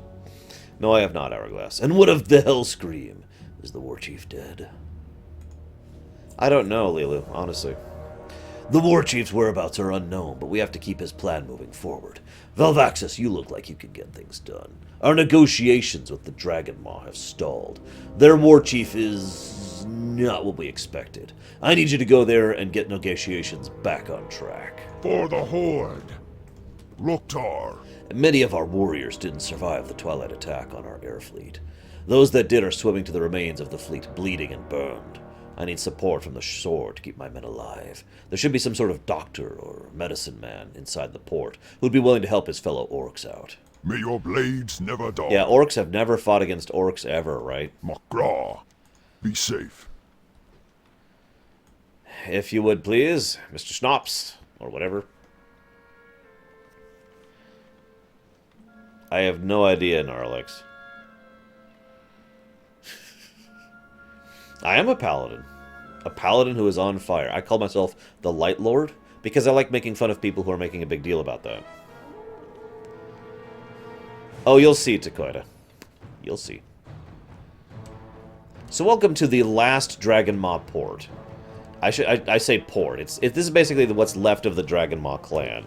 They actually have this area, a town further in, and an area even further in. There's a little bit of Dragonmaw that still exists here. Very, very, very, very brief refresher. The Dragonmaw clan were a clan that is inconsistent lore-wise. We're just going to start with that. Yes, I know they were called Dragonmaw, even though there's no such thing as a dragon in Draenor, even though they insist that they were called that before they came here, even though they could have fixed that easily by simply saying the Dragonmaw clan didn't exist until they came through, but whatever. Regardless, approximately 2.87, Shadow. The Dragonmaw are bastards. You know how we've talked about the 3 types of shamans when it comes to how you work with the elements? Well, imagine that kind of applies to beast taming as well. There are hunters and beast tamers and whatnot, like Rexar, for example, who form communions and work together with the beasts they tame. That's the type 1. Then there's the ones who enslave but still take decent care of them. That's type 2. And then there's the ones who treat the beasts they tame like chunks of meat and property and butcher them and horrifyingly, terrifyingly just abuse them. The Dragonmaw are type 3 with dragons. What they do with the dragons is actually genuinely disturbing, and they go out of their way to do it as often as they can. Yeah. The Dragonmaw's one and only advantage is the fact that they actually are very, very skilled at fighting and killing dragons. And they know a lot about dragons, about what pieces of the body you can use and how to utilize it, that kind of a thing. Otherwise, they don't have that many forces, that many resources, or that much of anything else going for them whatsoever. A lot of the Dragonmaw clan, in fact, I'd say about half of the Dragonmaw clan, was left behind here in the Highlands after the Second War. And I've tried to just kind of meander into this little corner and hope the rest of the world leaves them alone ever since the Second War. The other half of the Dragonmaw are dead. We wiped them, or we mostly wiped them out, and then Illidan finished wiping them out during the Netherwing chain in Shadowmoon Valley. So this is what's left of the Dragonmaw. So there's your brief history. Well met. Negotiations aren't going well. The Dragonmaw are not yet free orcs. We must get them to join the Horde.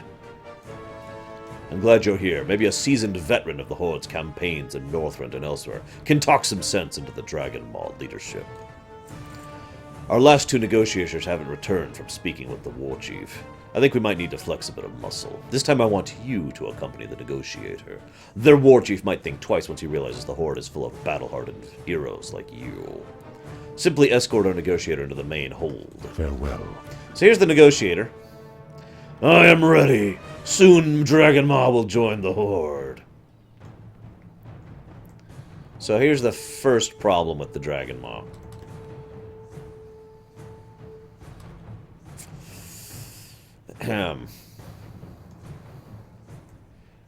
Yeah. We'll talk a little bit more about that in a bit, too.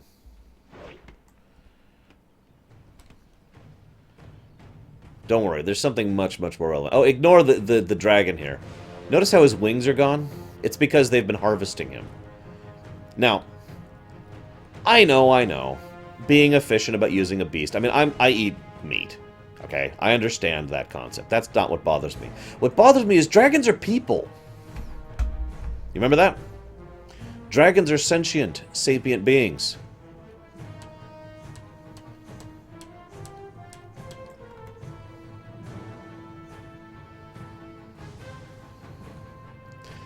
I hear a great Dragonmaw medicine man lives here in the large hut to our right. Let's go see him.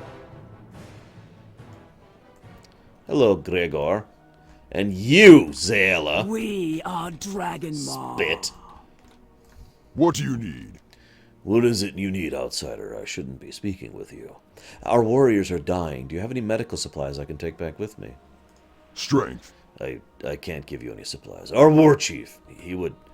Gregor, you coward. Orcs of pure blood are dying off our shores. If you doom them, you doom us all. Very well, Sayala. I trust you to do the right thing. Paladin, I can help your fallen warriors. Thrall Hall. If it is Ayla's wish, you'll have your supplies. Just don't tell the war chief. The red dragonflight represents the aspect of life. As such, their blood, red dragons, their blood has healing properties. This crate of bandages has been soaked in red dragon blood. Is the last of my supply.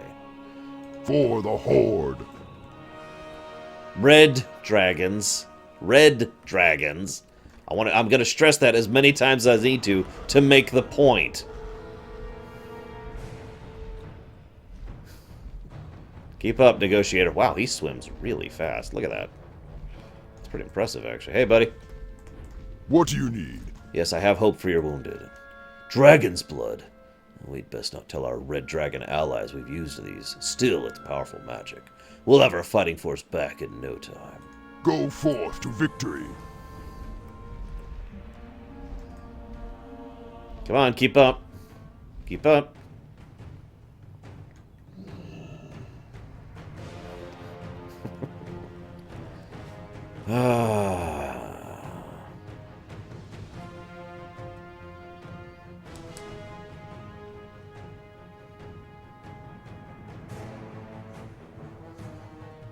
After these negotiations, I'm looking forward to a long and prosperous life. Yeah, this one's a little, obvious. No subtlety in this quest.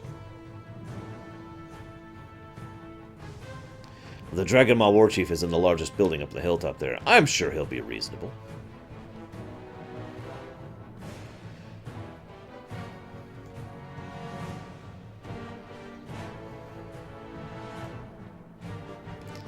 Notice how they got the claws off of him.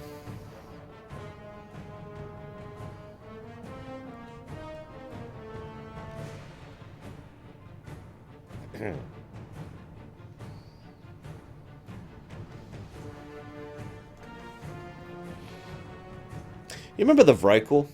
All the way back in the Howling Fjord? Magtheridon, wow. Reading chat there. The Vrykul, all the way back in the Howling Fjord, one of the things I mentioned about the Wormskull clan, or whatever the heck they were called, was the fact that they used dragons in, like, every aspect. But they did it out of respect. It was like, these dragons are worthy enough to defend us, and worthy enough to take care of us, and blah, blah, blah, blah, blah. This is like the exact opposite. These guys treat dragons as if they are... You know, I don't actually have a good reason. What's, like, the least important thing to you in real life? Like a toilet? I don't know. It's just...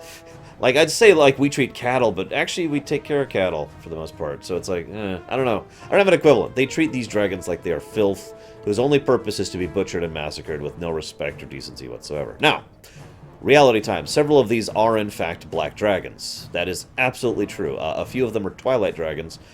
And as we've established, they also have absolutely no problem hunting red dragons as well. They don't differentiate. What? Wait, what? Makra. Moghar would have me executed if I allowed the Horde to use one of our Windrunners. May your blades never dull. It is kind of troll-out-likey. It's just... I don't know how to describe it. Like, to trolls, everything is a resource. To the Dragonmaw, dragons are a resource. Nothing else. Like, they don't really abuse or misuse anything else. So it is a troll mentality if it's focused onto one thing. I don't know, something about this just really... No, I don't like it. And that's ignoring the fact that these guys are, you know, bastards. But I digress. This is the way. Stay close and let me do the talking. I'm an expert. Ignore his red shirt, by the way.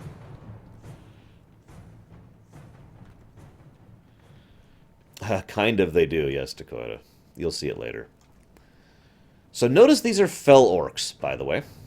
Most esteemed Ward Chief.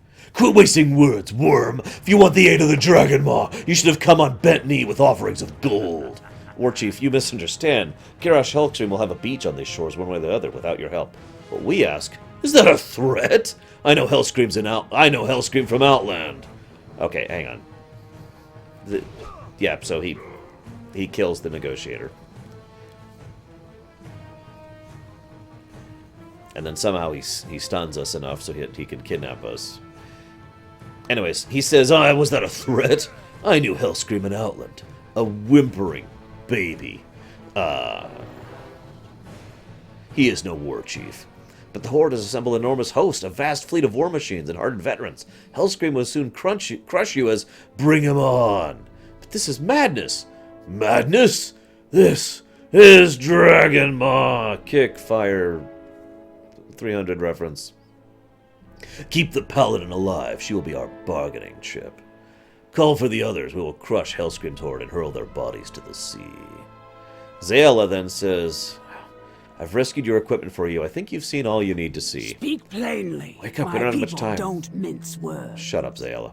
At least now you've seen the foolishness of our leader firsthand. His blood is contaminated, his rage unquenchable, and he'll destroy us all if we trying to defeat the Horde.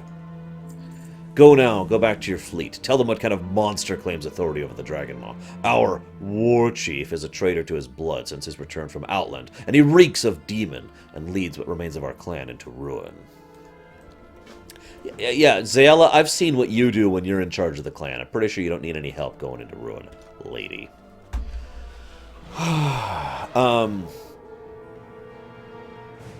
It's okay, Scyther, to explain in brief. What actually happened was there was a massive battle where all the dragon aspects were all together, and along with Deathwing.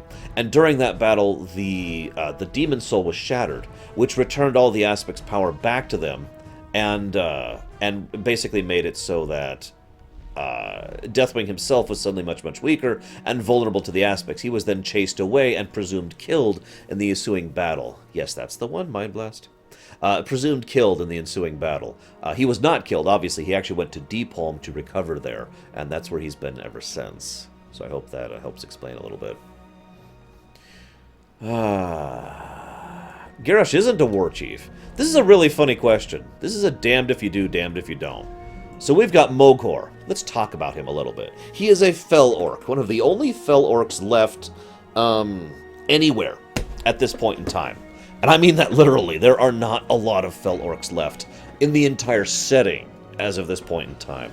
Mogor and his elite fell orcs actually survived the purging of the Dragonmaw back in Outland, back in Shadowmoon Valley, but really only a number of them. Like, we're talking like a dozen at most. Mogor came back through the portal, made his way all the way up here to where he knew the Dragonmaw were, and decided to settle here as well. It is possible Mogor was working with the Twilight cultists. We don't know.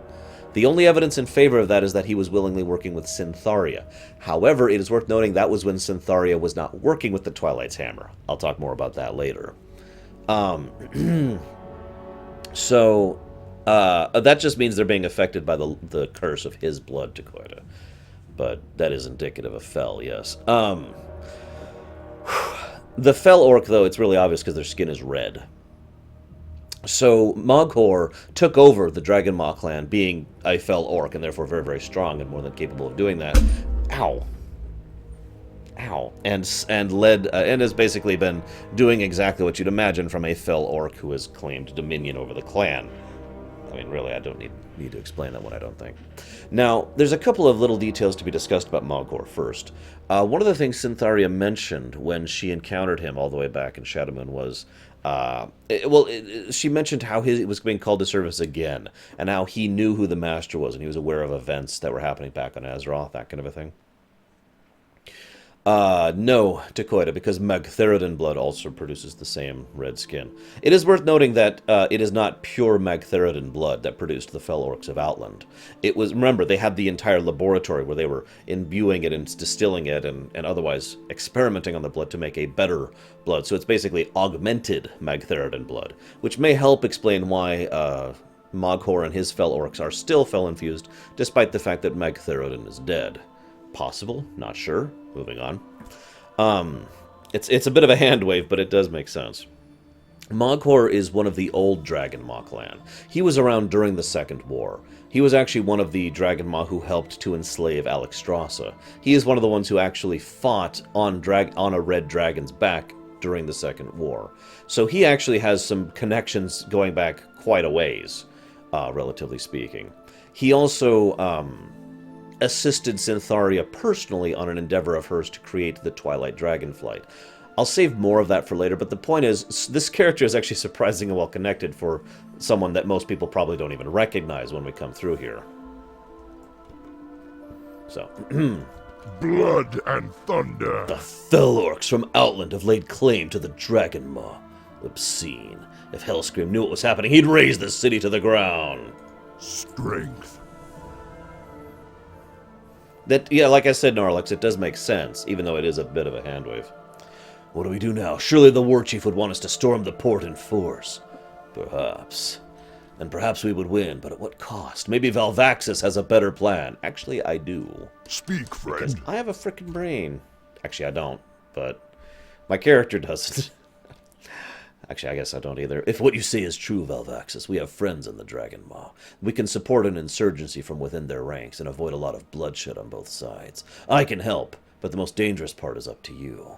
Let's do it. For the Horde. Take me to shore, sir. Graw.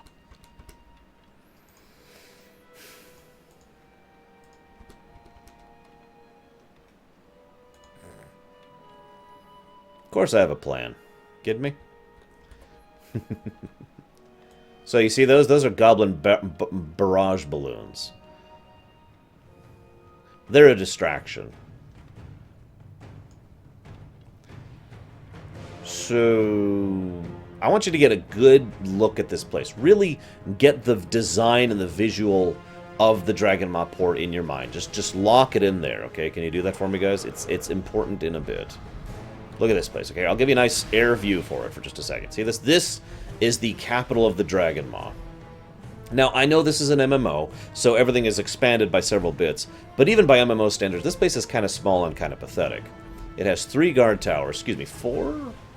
No, just the 3 guard towers, what looks like 3 farms, 2 barracks, and that's kind of it. Oh, and a blacksmith, excuse me. That's it. This place is not well entrenched, is what I am trying to say here. Just keep it in your mind, though, okay? Abandoned port? Has Moghor beaten all sense out of you? This attack is the best opportunity to take the destiny into our own. Wait, here comes Valvaxis. My people... Valvaxis, what are you people doing? Are you attacking the Dragonmaw or here to rid us of Moghor's corruption? No, I'm here to take out Moghor. We're about to support a revolution. I see now. I like the way you think. The war chief won't even know what hit him. Let's do this. The weapons the Horde have supplied us will be more than enough. The 4 of us should split up and arm the Dragonmaw workers and merchants as we can. Don't underestimate us. You'll find our tradesmen are ferocious in battle. Let's do as much damage as possible. Arm a squad and lay waste to the felon forces and warlocks that have intimidated my people for so long. Then we can go back to being evil without external influence for the Horde!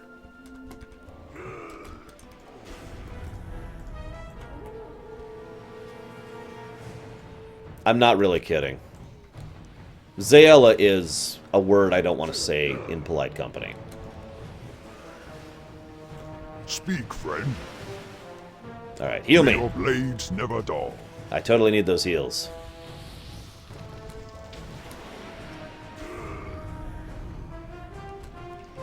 We are also killing all of their warlocks while we're here. Literally all of them. If there's one thing that was true about Garrosh's Horde, other than stupidity, What do you need? it's a total intolerance for any form of demon magic, any form of fel. I find that funny, personally, since...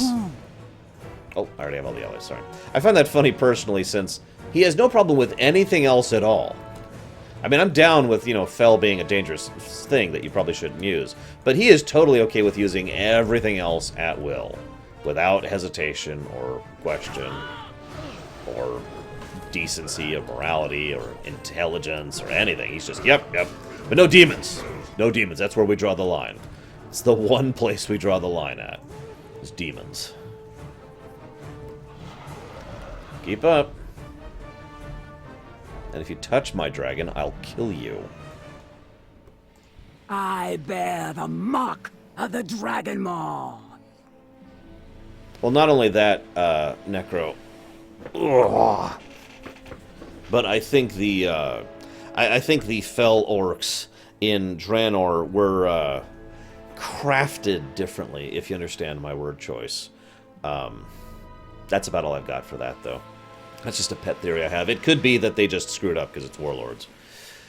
We've lost a lot of good orcs, but the fight is going our way. Mokor's regime is collapsing. All that remains is to destroy the beast himself. The time has come. Mokor dies today. Be warned, Paladin, demon blood courses through his wretched veins, and he channels unnatural power. He'll be destroyed, yes, but it'll not be an easy fight. Remember where Mokor resides. I will meet you there. He survived Outland, but he won't survive this. And yeah, among the many things that Garrosh is totally cool with includes massive arcane, effectively nuclear weapons, the monobomb, except much, much worse than the monobomb. Killing and torturing civilians for fun. Oh, and of course, Old God influences. That's totally cool. He has no problem with any of that.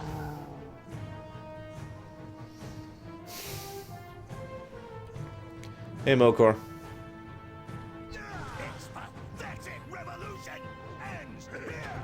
Why is his voice so quiet? Oh, that's why. This pathetic revolution ends here. Yeah, okay. Morgul, you should have stayed in Outland with the rest of your half-demon scum.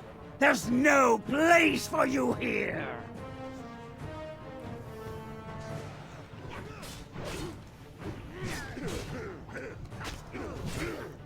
Zael, you treacherous fool. You sold your soul to the Horde. Are you and I so different? God, you can barely hear him. You cast your lot in with Hellscream. See where he takes you.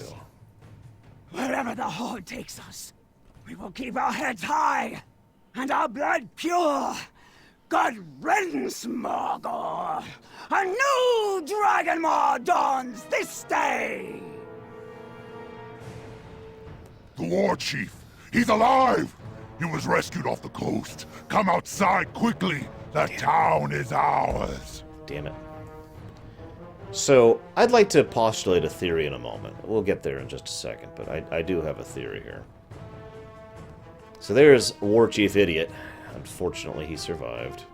Ah, there she is! The Battle Maiden of the Dragonmaw! Let me see your face. Hellscream, I am Sailor of the Dragonmaw. Your people have freed mine from tyranny. We are your instrument. The strength of the Dragonmaw is yours to command. For the Horde! Blood and honor, hero. The Horde welcomes you. Your people will be put to the test as we obliterate Twilight's hammer and lay claim to this distant shore. But first, some unfinished business. You will serve the Horde, or be crushed beneath it! Well done, Velvaxus. You have done the Horde proud in my absence. The Dragonmaw have joined us, and with Zael as a new leader, blood was shed, but casualties were low, and we have their complete loyalty. The Horde grows stronger! And that, Garrosh, is the difference between your plans and mine. Something troubles me, Velvaxus. The Twilight Dragons knew just where and when to strike our air fleet. As if they knew our plans. We actually did that whole through the canyon thing just to avoid that. Twilight spies cower in our midst. I'm gonna take one of our remaining ships back to Orgrimmar and roll some heads. Kind of literally. I need you to stay behind and secure this front. The Dragonmaw shaman are powerful. I have asked them to open a portal to Orgrimmar, and I need you to help. So start helping! Yeah, sure thing, buddy. God, I hate that man so much. So, you ready for my theory? Big, controversial game theory. Insert game theory joke here. Here's the theory. Garrosh showed little to no signs of orc supremacy until towards the end of Cata, and then it became one of his strongest points. Zaela is really big on orc supremacy, and the fact that they must remain pure of blood. Garrosh has no strong central core, so he tends to take ideas other people tell him are important and pretend as if they are important to him, even though they're not. You probably see where I'm going with this one, don't you?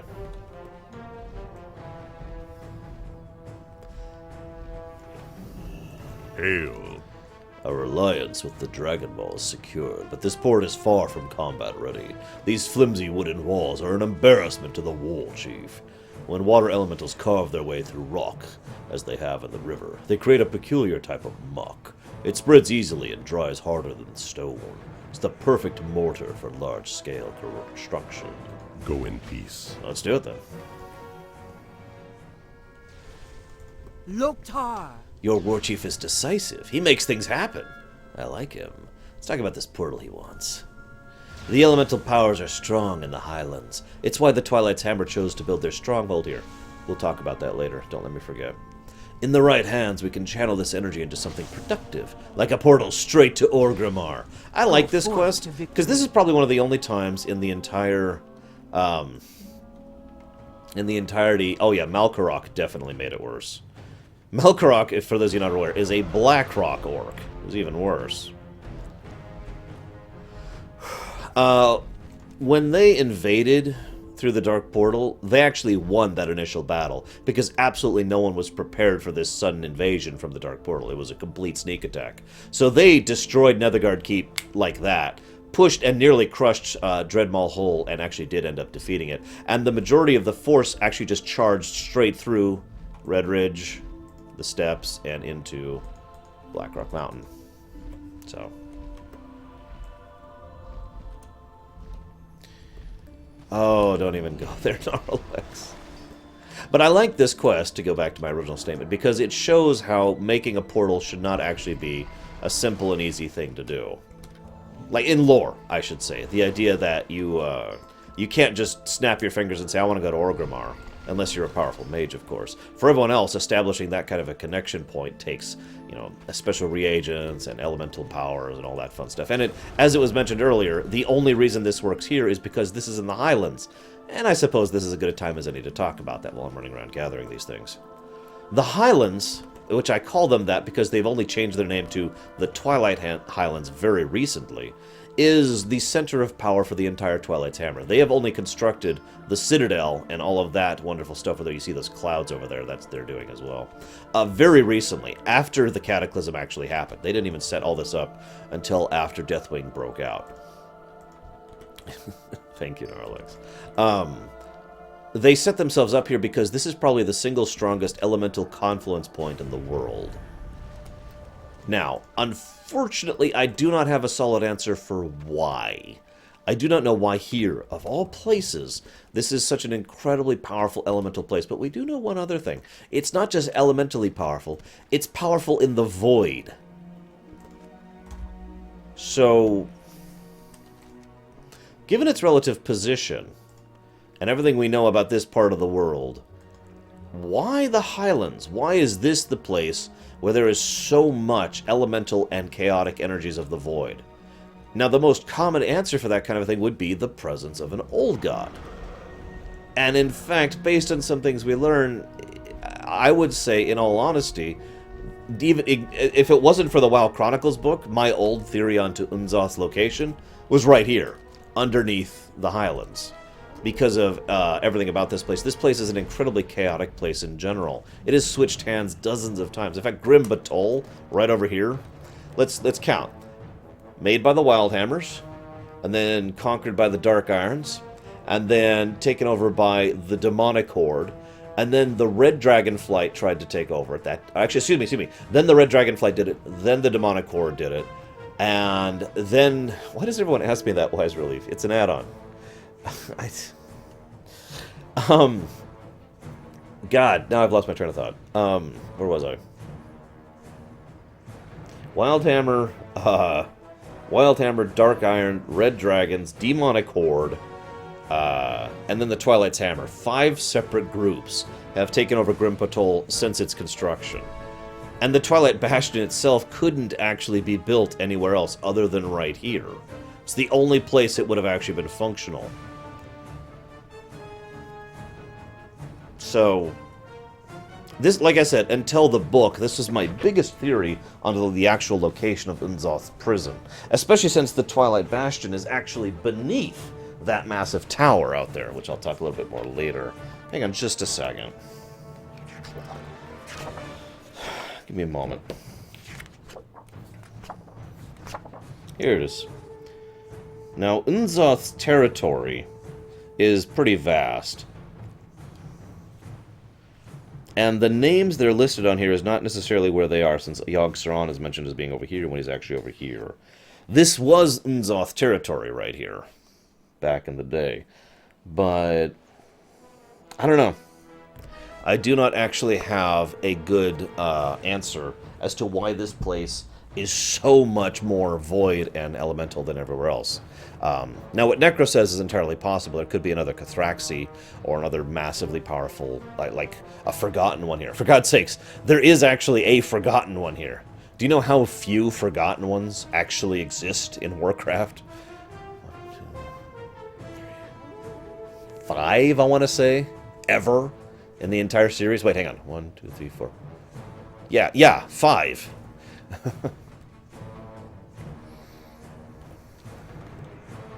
Yeah, I didn't either, unfortunately, Narlex. Whip, whip, whip. How may I aid you? Ancestors watch over you.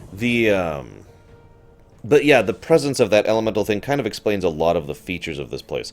Why the Twilight Cultists showed up, why they built the Bastion here, why the Red Dragons chose this as their roosting point. This is actually where the Red Dragon's home is. You know how the Blue Dragons had the Nexus? The Red Dragons have the Vermilion Redoubt up here. Yeah, this is also where the Wildhammers also settled. In fact, you know how I mentioned how they traveled up? Okay, so I was talking about the Wildhammers back in the Hinterlands and in the Wetlands, and a little bit in Loch Modan. When the Wildhammers came north after separating from... yes, it did, Narlex, that is true. When they traveled north, they settled in Grim Batol. War of the Three Hammers came, and they left. But the thing is, only some of them journeyed further north to the Hinterlands up here, and settled up there at the Airy Peak. A decent number of the Wildhammers still stayed around this area, which was where they had originally settled back when they split from the Dwarven Empire and when they founded and built Grim Batol. Because there was a year's period of time there. I kind of skip over that because it's like they leave, they make Grim Batol, War of the Three Hammers. But there's like 10, 15, 20 years in between them founding Grim Batol and the War of the Three Hammers. So they had plenty of time to settle this area. Now, they haven't really been strong in this area until somewhat recently, because it's time for another proxy battle. I'm totally serious. Just like in the Hinterlands, how the Horde were pushing the Raven Tusk and the Alliance were pushing the Wildhammers, we've got the same exact... I don't think they were called the Raven Tusk. Whatever, we've got the same exact situation here. The Alliance will be supporting the Wildhammer, and the Horde will be supporting the Dragonmaw. And the Dragonmaw and the Wildhammers will be at war. In fact, there's an entire series of dailies on the front line here. Confession time. I actually like those dailies. I like the idea and the way they move. They're kind of morphic, because you can actually take territory. And there's no real benefit for taking the territory per se, but you can actually, like there's all sorts of little different mini-towns and mini-hubs around here, and you can actually take one, and when you do, it'll be replaced by friendly NPCs rather than enemy NPCs. It's not much, but it helped make it feel more like a moving war front, and it made the dailies more tolerable when I was pushing through those. Anyways. What do you need?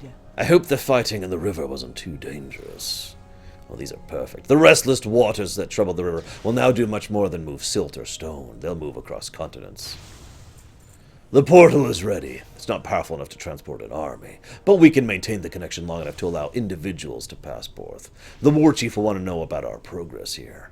Strength. Yeah, how did he get back before I did? You know what? Let's just not think about that. Let's not think about the 3-month trip he just took. Hey, samurai. Alright.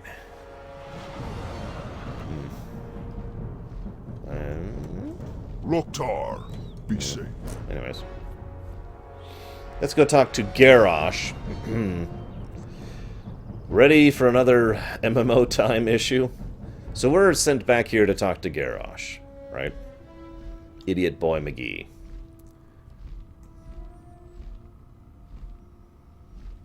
Well, let's go talk to the war chief. I don't know yet, British. Probably not, though. Spirits bewitch ya. Vol'jin. Da Paladin. You'll be returning from the Dragonmaw. Garrosh, you sound so different. So, this is where the real difference between Garrosh and Vol'jin's leadership style comes into play. The Twilight Father agents be wandering Orgrimmar. I need evidence. I need someone to be collecting the final evidence of the treachery. He pulls you aside. He pulls you aside. I suspect that Saranac the Mystic be involved. I need you to uncover the truth. The Twilight Hammer has placed their agents and the workers at the airship docks to spread their lies across the lands. Speak with them. If they be finding evidence of Saranac's guilt, then show them what happens to traitors to the Horde. Only the first third of it, samurai. Excuse me. So, this is the big difference. When Garrosh tells you to do this, he pretty much orders you to do this, knowing full well that you are bait for the trap, and not telling you about it because he doesn't give a damn about you because he's Garrosh. When Vol'jin does it, he tells you, hey, you're bait for the trap. I need you to go lure this guy out into the open. So, little bit of a difference between the two.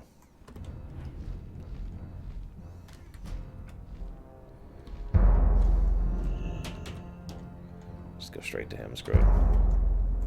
Yes? Zub Zub. What, 2 Zubs not good enough for you?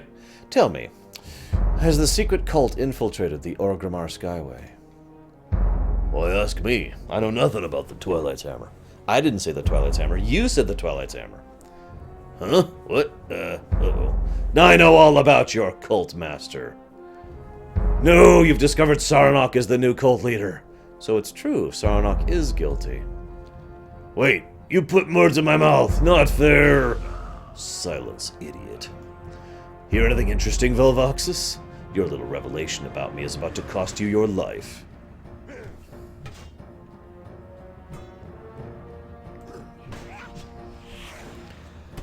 The Twilight's Hammer has agents everywhere.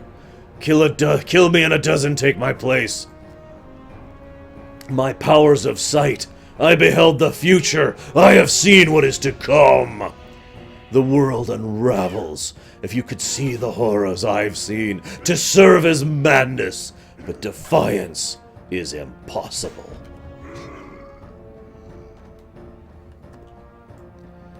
Question.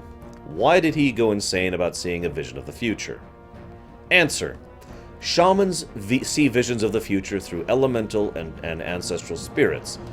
The ancestral spirits can be manipulated and controlled by void creatures, and the elemental spirits, well, some of them, actively work for the old gods.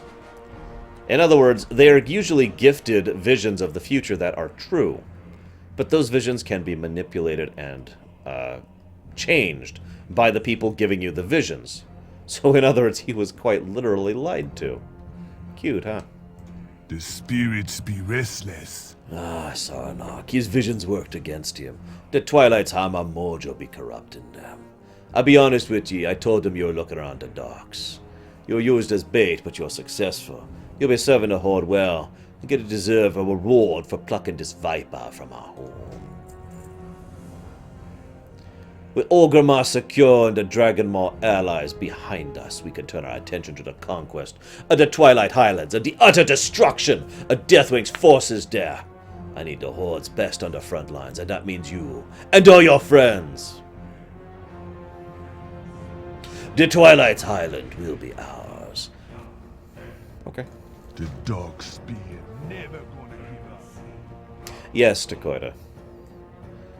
It's not the only time we see that happening either.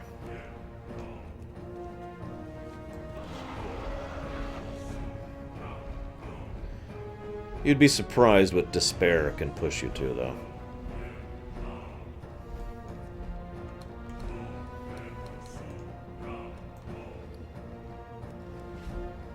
Now, hopefully, yep, okay, so hopefully the portal will be up this time. So, we've done some renovations. Remember how I asked you to really get into your mind what this place looked like? This is why.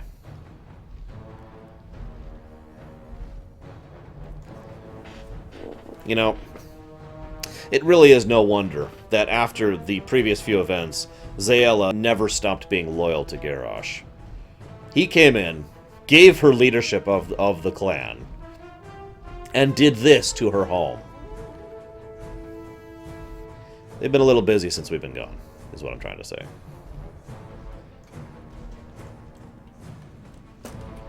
And of course, now she's war chief, enjoying all the benefits of such rule. And of course, as I mentioned, she is a pure of blood orc supremacist. So... I speak for the Dragonmaw. Yeah, shut up. Valvax says, I trust Orgrimmar fares well. As you can see, construction of Dragonmaw Port continues at breakneck pace. If my people questioned the Horde's power before, the sight of this imposing edifice and the speed with which it was constructed leave no doubt. A new day dawns for the Dragonmaw. We are Dragonmaw. I have ordered a defensive perimeter set up on our northern coast, at the Sliggering Cove. Our orcs reported the Naga trying to make landfall there. I bear the mark of the Dragonmaw. Our new arrangement with the Horde will put my people in direct conflict with the Alliance. Bring them on! As we speak, the Alliance moves up the peninsula to threaten the port. Find Roktar to the south. I believe he has set up a command post on one of the shipwrecks, and ensure the Twilight Shores remain in our control. Okay, so people have been complaining since BC that WoW is Horde-centric. And Horde-centered and Horde-focused, and the Blizzard devs only care about the Horde, and blah-bitty-frickin' blah, all sorts of garbage like that. It's all stupid junk, right? However, there is probably one instance of undisputed Horde bias. You'll notice all these quests we've been doing, and the reclaiming of the Dragonmaw, and all the stuff in Ashara, and all the stuff that we, you know, go through with regards to the Egris here. There's going to be stuff for here. We're still doing all this stuff. Meanwhile, the Alliance had a cool quest with Anduin. That was pretty awesome, but that's the same as the Ashara stuff. So like, we came here, claimed the Dragonmaw Port, went back to Orgrimmar, fight off the guy, came back here, and we're still doing quests, and at this point in time, there is still nothing, no additional content for the Alliance equivalent, because the Alliance got in a plane and went out here, and they're already under attack by the Horde, which doesn't even happen until the point at which we are relatively at now.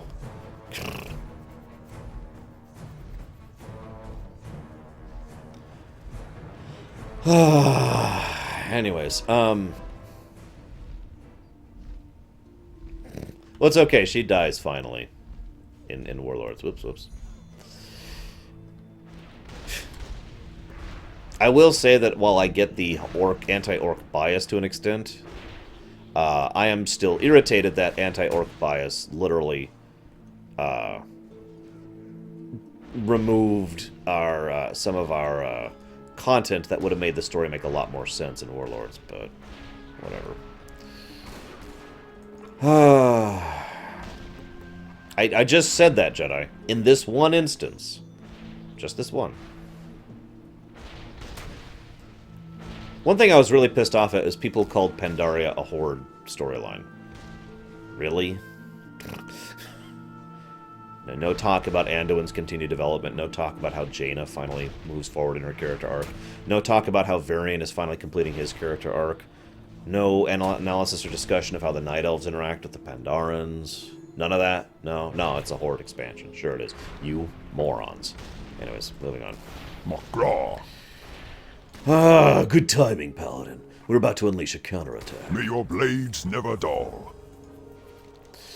If the Alliance gains control of this peninsula, they will threaten Dragonmaw Port. Not gonna happen. South of here, you see a small hill with a commanding view of the shoreline. Whoever controls that hill will have the upper hand on the shore. Rush over there and scout the beachhead. It's marked with an enormous flag, and then return to me. You don't have to capture it, unless you're spoiling for a fight with the Alliance. For the Horde. Our objective in the Twilight Highlands is to storm the Bastion of Twilight, but the Alliance have decided to make war. Once again, I just want to stress how this situation is stupid. So, first of all, I get someone who's a bot trying to sell me on Twitch views. Second of all, what happened is Garrosh shows up and does a completely unprovoked attack on people who, at the very least, are not his enemies at this point in time. Because, again, Garrosh was... the Alliance and the Horde were here, both kind of agreeing we're here after the Highlands. So they're like, oh my god, unprovoked attack, and they respond, as you might imagine, because they were attacked unprovoked. I know this is hard, just follow through with me on this. And then, most people amongst the Horde aren't aware of the fact that Garrosh, their leader, decided to do that unprovoked and wasteful and stupid attack. So, on the Alliance side, they're like, the Horde attacked us unprovoked. And on the Horde side, they're like, the Alliance attacked us unprovoked. If they had ever actually come out and said that Garrosh was a Twilight agent all along, it would have made so much sense. Anyways, whatever.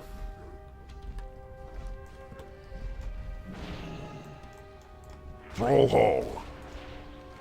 Good work, Paladin. Now you know the lay of the land. If you're ever having difficulty fighting here on the Twilight Shores, remember that blah blah blah blah. Be safe. Good, good. Let them reap what they sow. Strength. Yeah. Valvaxis, I got plans for a better shredder. But my engineers can't wait into the combat zone alone. Go locate a salvageable shredder on the Twilight Shores and use this signal to one of my salvage experts. They'll join you. Upgrade the shredder, we'll get some more... defend the upgrade while we make some more upgrades. The Alliance won't know what hit him. At least not until my marketing campaign kicks in. Don't be a stranger. Yeah, the fighting inside Icecrown is probably the single stupidest thing the Alliance and the Horde have ever done, ever. I'm serious. Nothing has ever surpassed that. We're inside Icecrown Citadel. Let's fight each other. Probably being an idiot, Jedi. I don't know. I don't even care.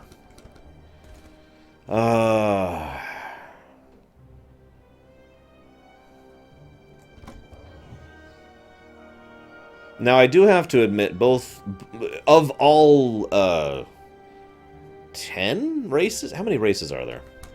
Of the various races, unfortunately, a lot of them have not gotten the attention they probably should have. Darkspear Trolls are a good example of that, as are the Draenei and the Worgen. Goblins have had a decent amount of focus. Not too much, not too little, but they're kind of omnipresent across a lot of the campaigns. And so that's okay. Orcs, of course, are all over the place. Humans are all over the place. Night Elves are all over the place. Blood Elves. Blood Elves were actually completely abandoned after BC. Pretty much right up until Pandaria, in which case, all of a sudden, Blood Elves became awesome again. So, yeah. Like, okay, so how many of you remember... Okay, I'm sorry, I gotta read this. Let's see. Deathblade activate. System integrity check, 57% nominal. That's actually pretty good by Bilgewater standards. Oh, come humans! Lick the stainless steel boots of your new god!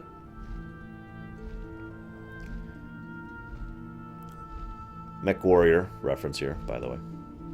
Anywho, actually it might not be a Mech Warrior, it might just be me. But, words. The Hazel one. You missed Flintlock. The best dwarf of all time. My point is, you remember how many... Well, okay, I don't know how many of you in the chat, but when the Blood Elves suddenly became awesome again in Pandaria, a lot of people's reaction was, sweet! You know, it was great to see the Blood Elves actually get a degree of focus again, and to really see them do some cool stuff, too. I really kind of wish Blizzard would take that lesson to heart and keep doing that, you know? And keep being like, and then here's the Draenei, and they're awesome, here's focus for them. And then the next expansion, here's the Worgen, and they're awesome, focus, you know. Because, I don't know about you guys, but a lot of people over here on the Horde, when we had the Blood Elves really rise to prominence during Pandaria, our reaction was, yeah, we loved it. But anyways, moving on. We're technically a ways in, but we've basically just started, if you know what I mean. That's right, baby, that's right. Cold steel and hot death. What should we name our creation? The Nuggatron. No, better. The Valvoxosomatic. That's got a nice ring to it. The new shredded designs, tops. The next step is to protect my intellectual property. These are patents to file, traitors to mark, ceases to desist, and bribes. Take this patent application to Captain Kraz at the Krazworks. He survived the destruction of his Zeppelin, so he's probably hungry for new business opportunities. Keep it real. Urel was her name, Zakuras.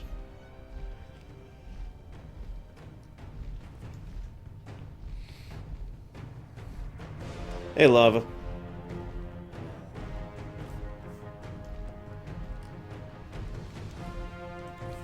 We'll deal with the northern flank really quick.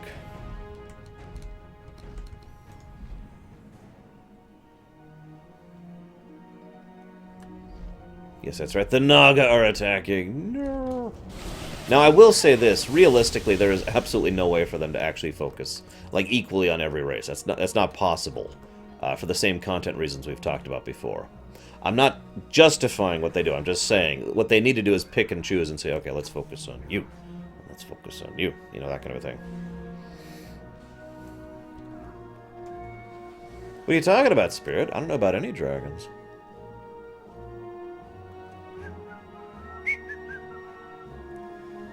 Speak, friend. Warlord Zayla sent you. Good. If you are a Horde, you are as strong as the War Chief promised. I expect to see some bloodshed on these shores. These Naga scum. Think to move upriver to reinforce the Bastion of Twilight. We will rip their fish heads off and pull out their spines. Do we have to? Be safe. What's the word on the street? Savage's mortars from the wreck of our airship which she detonated above the port. Ammunition in short supply. While you're out on the breach, do me a favor and get any unexploded mortars you find. Unexploded shells are the best kind. You never know when they're gonna go off. Perfect for surprising an enemy. Have a good one. Yes, Darker, absolutely. Especially given his absence of the whispers of the old gods.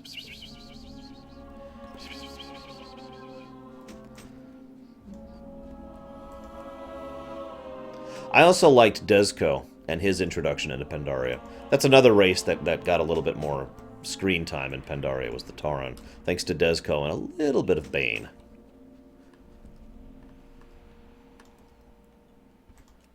And Lorthamar. Lorthamar went from being a who's that guy to a character a lot of people on the Horde were actually pushing to become the new war chief.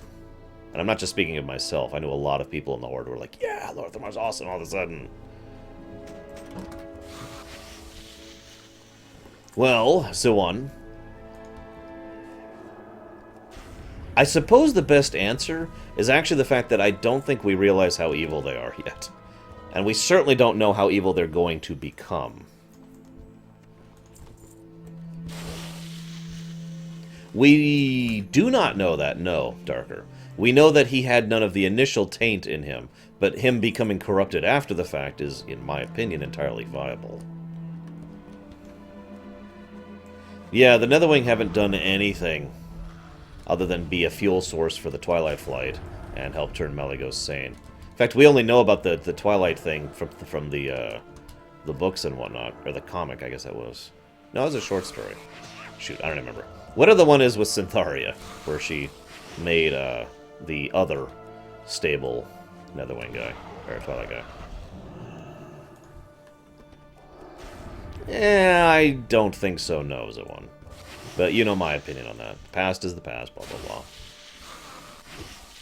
In all honesty, us working for the working with the Dragonmaw here actually makes perfect sense. As weird as that sounds, because the entire point is that the Dragonmaw were horribly evil during the Second War. You know, part of the demonic Horde. Blah blah blah. And then we get here and we find out that the remnants of the Dragonmaw are being controlled by a fell orc and his warlocks. We kill the fell orc and his warlocks, and the Dragonmaw pledge themselves to us. Sounds like a classic redemption story to me. So, again, at this point in history, we had no actual reason to suspect the Dragonmaw were going to be... Well, I shouldn't say no reason. We had little reason to suspect that the Dragonmaw were going to go the route they did. What do you need? You're a true fighter, Valvaxis. I liked watching you work. Perhaps the Dragonmaw really do belong in the Horde. Go forth to victory. Do you have those shells? Hand them here. Gently! Oh, yeah. Yeah, these are definitely going to kill somebody. Probably Naga. Catch you on the flip side. Let's go fishing. Now that the mortars are ready, we can take out the leader of this invasion. Fathom Lord Hethshatar rules over the Black Scale Warrior caste. Go over to the Hethshatar Ibanas just northeast of here and honk his conch shell like a dog whistle. For fish! When he shows up, I'll see the mortars to concentrate fire, and you'll see the targets of the shells. Lure him into the fire and pummel him into submission. See you around, friend.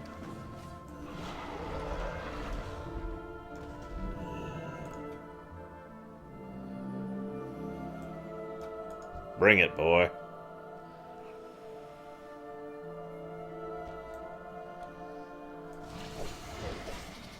You know, the funny thing about that, Zoan, is I actually looked up to see if there was some kind of explanation for that. And the explanation I came up with was, There's no nice way to put this. Blizzard dropped the ball with the Dragonmaw. It would be easy to explain their clan if they just abandoned the idea of the Dragonmaw existing before coming over to the Dark Portal. We know they can. The orcs can create new clans. That's not a new thing. So the idea of a brand new clan being formed in Azeroth called the Dragonmaw is totally feasible. But they keep clinging to this idea that they were called the Dragonmaw in Draenor, insisting on a contradiction which they themselves have admitted. Furthermore, the Dragonmaw have this kind of skin. Now, generally, the way that this kind of a skin comes to be is when they don't have access to sunlight. We see this amongst the Pale Orcs in Draenor. We see this amongst the Blackrock Orcs here on Azeroth. The Dragonmaw have neither of those problems. So, maybe it's just a racial thing. I don't frickin' know. What's up? Boom, baby, boom! What? You killed the Fathom Lord already? I suppose we should stop shelling his corpse then. Keep your ear to the ground. You don't have to, on my thing. Loktar. Valvaxis, our stronghold at Blood Gulch, is the heart of the Dragonmaw Empire in the Highlands. Empire? Ha ha ha! Oh, that's generous.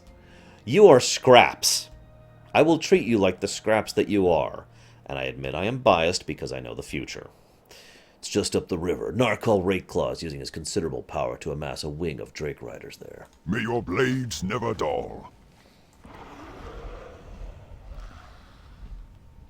Honestly, if you asked me my genuine... Like, if you handed me the mess here that I just mentioned and said, here, fix this, I would be like, well, why not just make it a racial thing?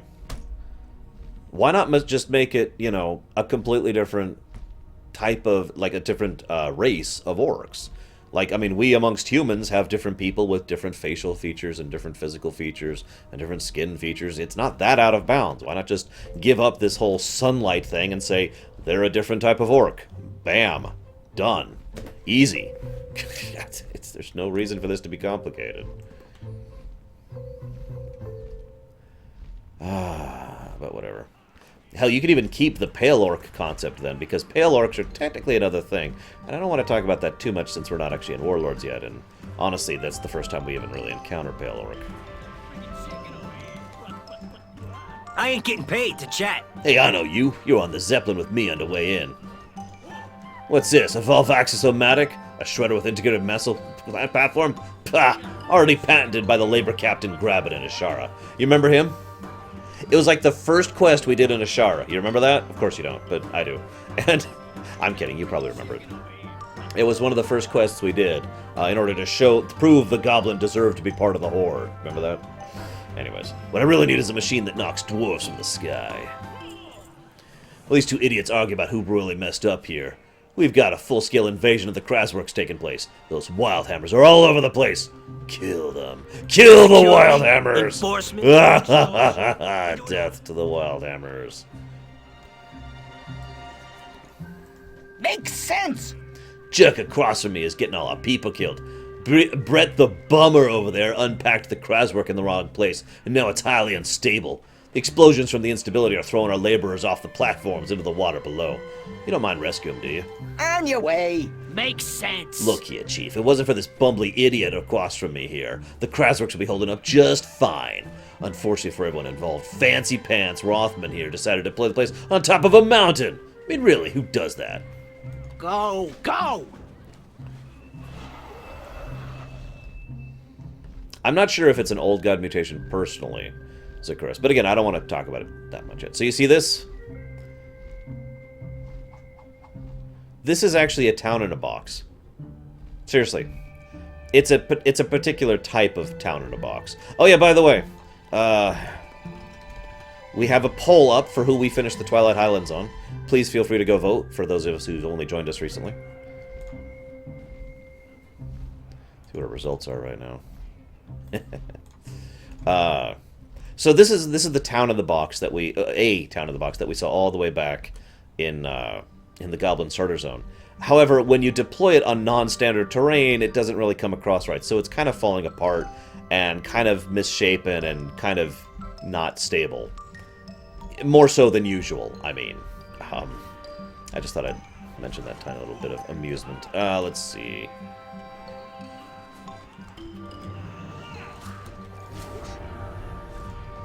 I'm sure most people don't actually know that there's a poll going on, which is why I mentioned it again. Hey, there's a poll going on. Go voot. Voot. Oh, don't I have a thing for that? Yes, I do. Hang on. Is this it? Nope, that's not it. Nope, that's not it either. Hang on. I thought... Did I get rid of it? I think I... Oh, that's right. I remember what happened.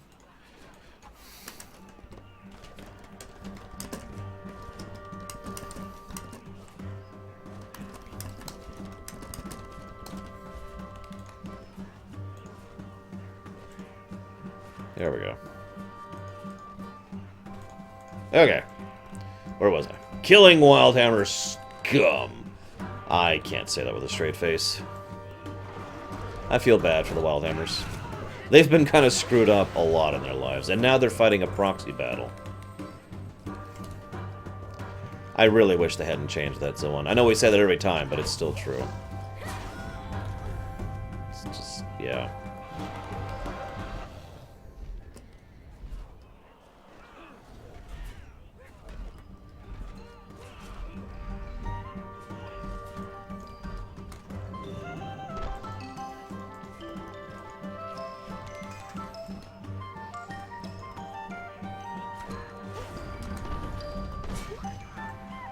Here's a thought for you, Zoan. If you can give me a serious answer and not a, death to all the enemies of the light answer.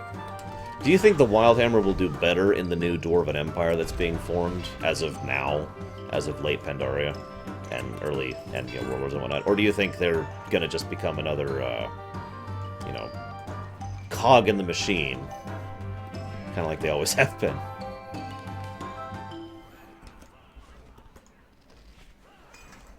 There's no reason to close it until we're there, and we won't be there for a while, so no.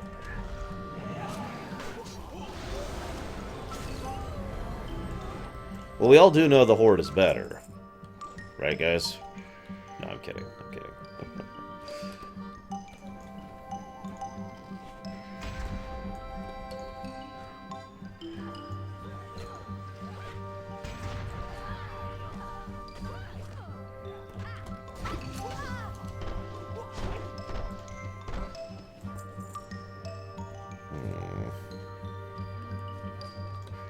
I'm going to be really amused if Moira shifts from being an intelligent villain to being an intelligent not villain. Like, basically, if she makes the shift from lawful evil to lawful neutral. I don't know what they're going to do with her. In fact, they're probably not going to do anything with her. Moira is also another character who received character development in Pandaria. In fact, as I pointed out, she wasn't actually that smart in Cata. It wasn't until Pandaria she started stretching her brain muscles, so to speak. And yeah, I was going to say, the Wildhammer are literally being used right now. They are. GTL, friend. Gambling, tinkering, laundry. They are being forced to be a proxy force for the Alliance. That's what's happening right here. And it's actually the Bronzebeards who are doing that right now. Hey, how you doing?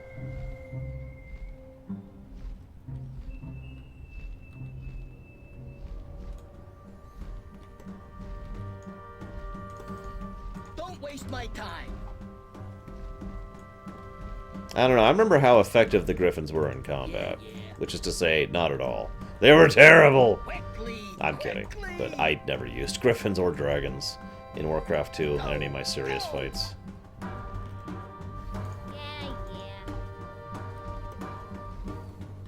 Well, spit it out. I also I'm totally okay with her having a villain arc as long as she remains an intelligent villain. That's all I ask. We need more of those in this setting. I'm not talking about Kill Jaden intelligent. I mean the type of arc I've already described for her. A world, a civilization that is in better shape is one that I will have a better time enjoying running rather than one I have run into the ground. You know, that kind of a thing. Don't waste my time. Oh, thanks, Valvaxis. Now if we could just get the Kraswork stable so our platform would stop being... People would stop being thrown off the platforms.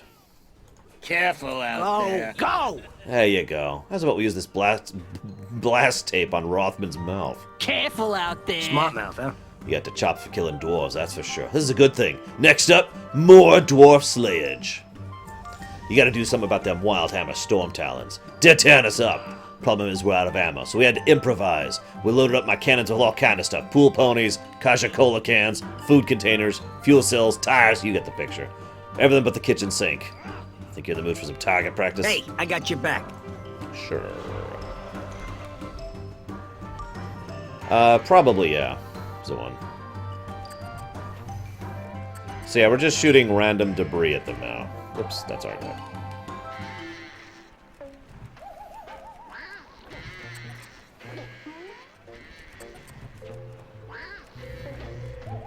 Also, despite the fact that he said we're shooting everything except for the kitchen sink, randomly one of these ammo things we shoot can in fact be the kitchen sink.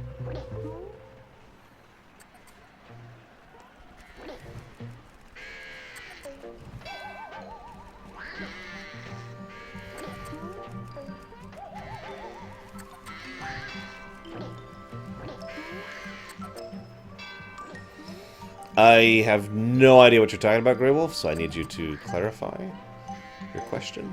If you need to whisper it, you can do so.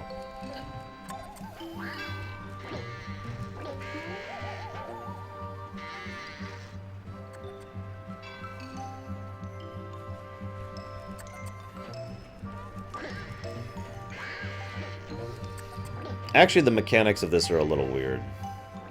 Just random debris. That's a pool pony. That's a Coca-Cola can, another pool pony, another pool pony.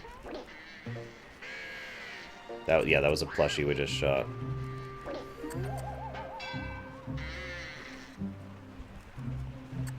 And dead.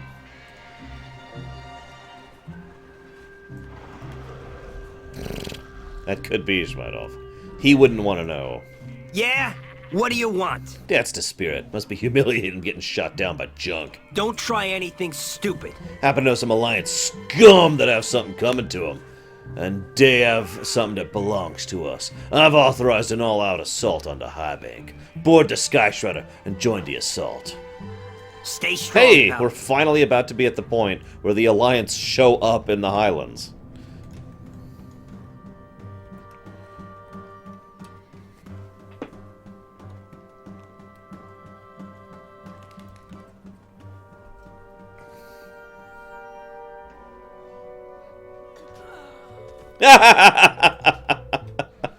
Okay, that was funny. I'll admit it. Yeah. Apparently.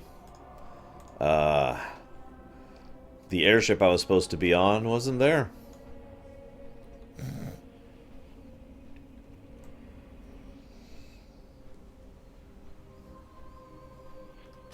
I'd say I had no reaction time, but mostly I was just watching like, what?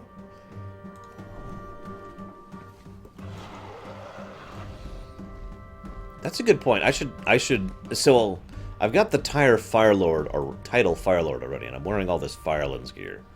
So would that make me the Light Lord, so on? Based on what I'm understanding of this?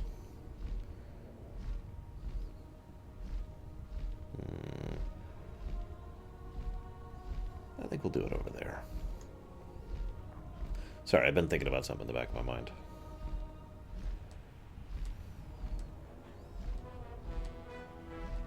I mean, I am a paladin, after all, wielding the light for the forces of good. Sometimes. Occasionally.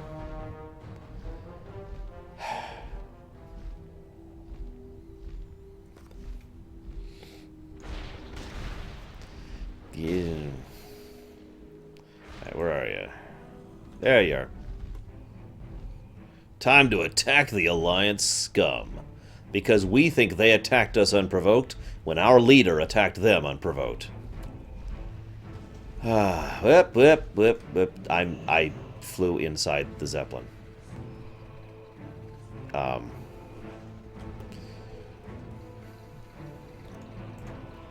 Yo, can I help you with something? Good to have you, Valvaxis. Ready to sow some chaos? Look like the girl who needs some action. Get on one of those turrets and lay waste to their defenses. This gig ain't so bad. You got it. Death to the Alliance scum! Death! Death to the Alliance, apparently. Holy crap.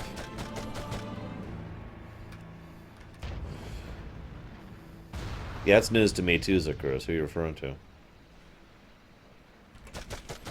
Man, just think about all these soldiers we're killing for no reason. We're here to fight the Twilight's Hammer, right? You know, Deathwing, Forces of Evil. Anyone? Ring a bell? No, I'll just keep machine gunning down potential allies for no reason. The short version is that it is a name that represents the ideal I would like to live up to. Someone who is capable of doing good rather than just saying they want to do good.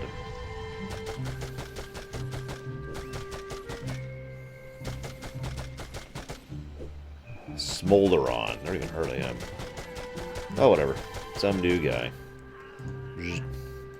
That was pretty quick that they already have a new one. No loitering. Marvels of modern quablet destructivity, huh? Love these babies. Do not get on Gallywix's bad side. Man, screw Gallywix. When Garrosh's Zeppelin went down, so did the induction Samoflange you recovered for us in Ashara. The Alliance have it somewhere in their keep, and Kraz wants it back.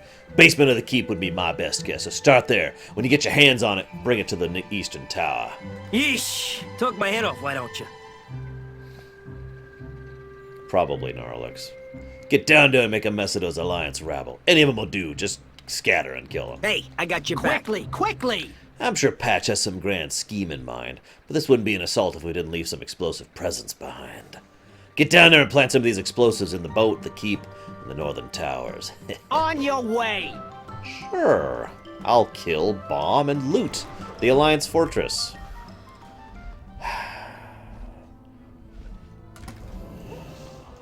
Because, you know...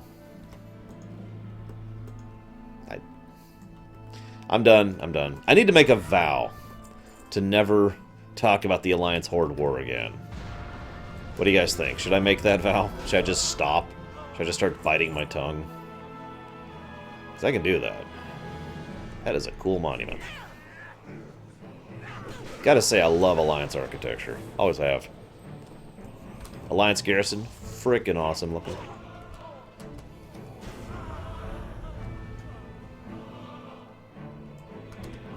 Yeah, the funny part is, it's even in Warlords, even though it shouldn't be. For reasons that I don't want to talk about, because Warlords. Hey, excuse me. I need this. Oh, come on! What about us? You're kidding, right? You came all the way here for that? Hey, bud, I'll save my wife if you get out of here. She won't mind. Look, I'm sure your wife is very lovely. So this irritates me. I actually can't free these guys. Like, I want to. I can't. Yeah, I can actually picture that darker. So I can picture the Twilight Hammer being like, all right, let's scout out the Alliance and the Horde. See what kind of threat they bring to us. All right, looks like they're killing each other. Huh? Spoiler alert, the Alliance and the Horde, just like an Ice Crown, will not contribute anything to the actual war effort against the Twilight Highlands other than making a mess. We will be the ones who actually defeat them. Again. And a few neutral forces.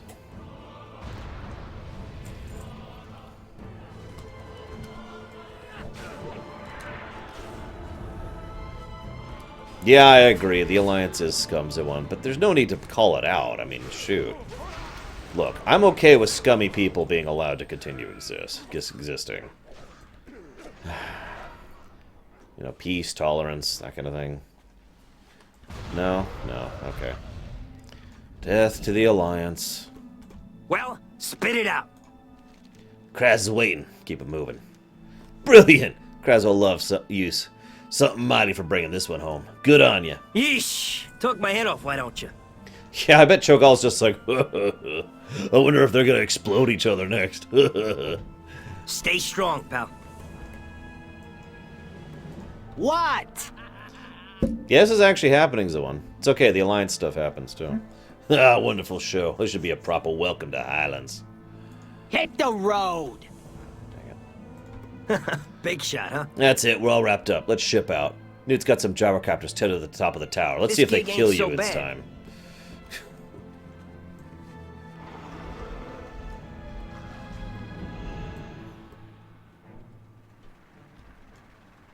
Your ride's waiting, buddy. Let's ditch this place. So yeah, we don't actually destroy the outpost, if you can't tell, Zoan. We just show up, bomb a bunch of stuff, and leave. After all, we're justified since they attacked us unprovoked. What should I do for lunch? I like that, Darker. You would not believe the show I'm seeing right now. Look at all that chaos and destruction. Oh, it's beautiful. Someone should have sent a poet. Oh my god. Proxy battles and we're not even really at the proxy battles yet. That's actually the front lines of the conflict in the Highlands. Oh, by the way, the whole conflict in the Highlands, rabid violence of each other.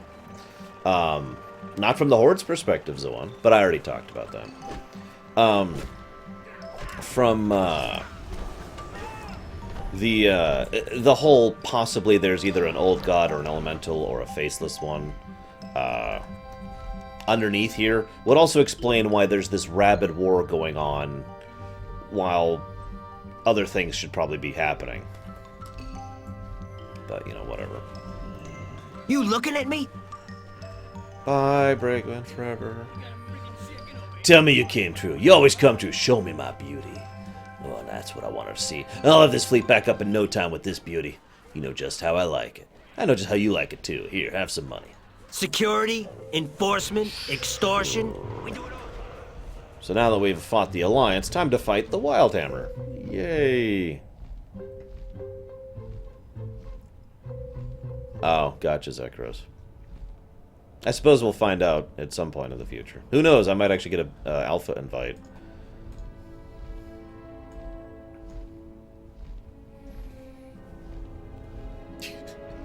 You know what, Zoan? That is a valid point. Oh my god.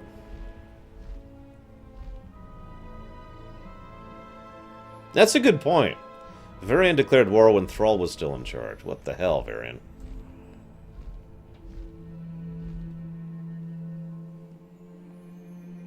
Of course, that was back when Varian was an idiot. And I'm willing to be as forgiving of Varian as I am of, you know, the Horde. Because I understand what the concept of consistency means. So yeah, this is the Blood Gulch. This is where they use the black dragons and other dragons that they keep.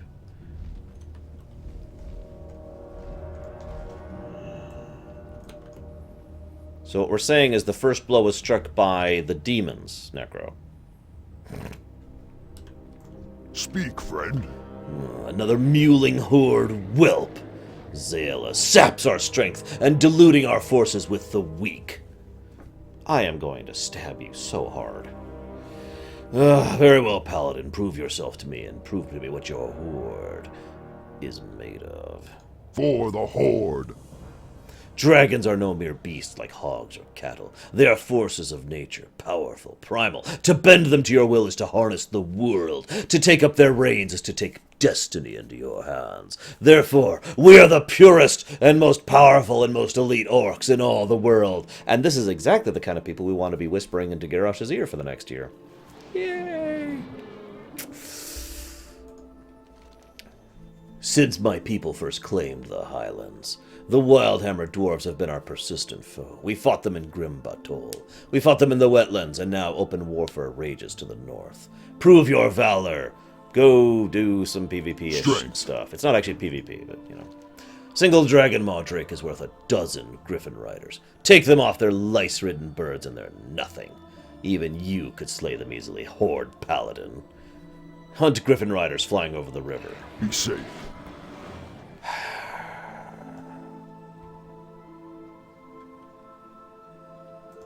Thrall Hall. Many of the Wildhammer have already fled their homes. It's time to wipe them from the map. Up on the ridge to the north, you'll find abandoned houses in the Thundermar ruins. Kegs of potent Thundermar ale have been left behind. Thundermar ale is 220 proof. I don't actually know how that's possible. Smash the kegs and let their contents aflame. Burn them out! For the Horde. So this is at the point where we're actually going to start doing the whole proxy war stuff. The Dragonmaw and the Wildhammer being pushed by the Horde and the Alliance. What do you need? Whenever the Dragonmaw go on the warpath, everyone stops hunting. The best tasting food is stolen from the mouths of the enemy. Up on the ridge to the north, there's a bunch of wrecked Wildhammer houses. I bet they're loaded for food. Go forth to victory. These are all dailies, by the way, eventually, but doing them the first time unlocks the continuation of the story, if you're curious.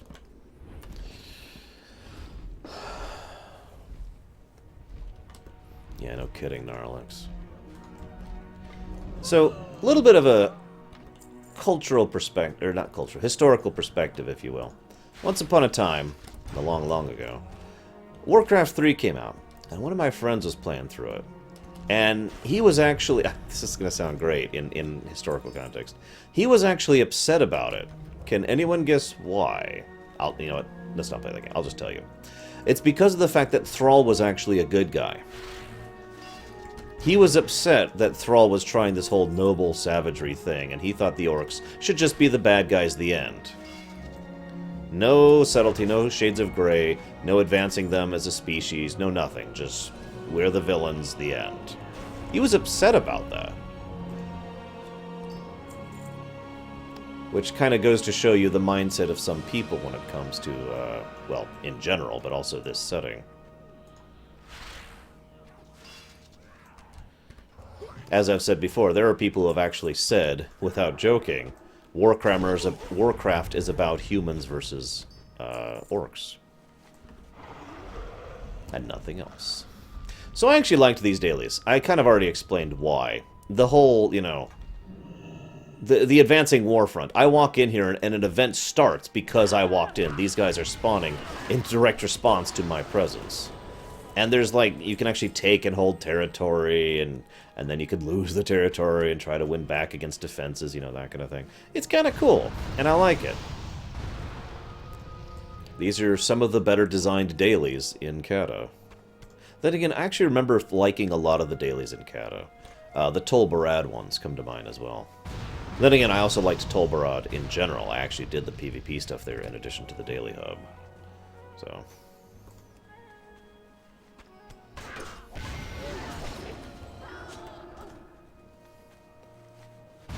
Now, I admit I am probably the worst person to ask about the always chaotic evil trope, because going all the way back to Advanced Dungeons and Dragons, which nowadays is referred to as 2nd edition, going all the way back to that point in time, I have argued that the always chaotic evil entry in the monster manual should not be taken as writ. Like there should the possibility of exceptions should exist. There's no such thing, at least in the way my mind worked, of a species who is entirely evil. Now nowadays I'm at least willing to accept the idea of a species being evil, but I still don't prefer it. Those should be the exceptions in my opinion, not the rule. Put him out of his misery. Come on. I'm out of combat.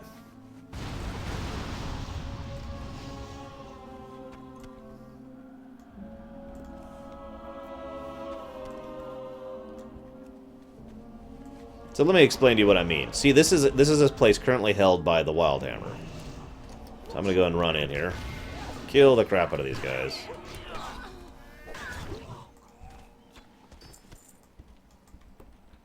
And you'll notice how a Marauder shows up, and then another Marauder shows up.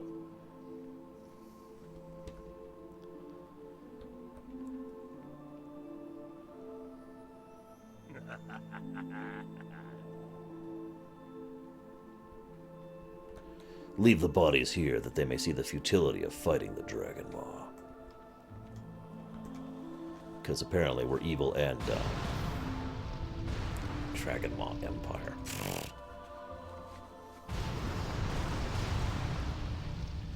Now, if I wait long enough, there will actually be a Wildhammer counterattack, which is kind of cool. Like I said, I just feel this is a pretty well-designed quest, or daily hub. Anyways. I smell the stench of Wildhammer. Yeah, and I hope they kill you all, you stupid... Here, hang on. They're attacking me because they aggro to you, because that's how the thing works, so I have to kill them. Sorry, guys. I don't want to kill you, I swear. You'd be amazed how hard it is not to kill. Look, he aggroed me for attacking his beer. Actually, fun fact, if you attack the beer, it's like pulsing a taunt to the dwarves. I'm not joking.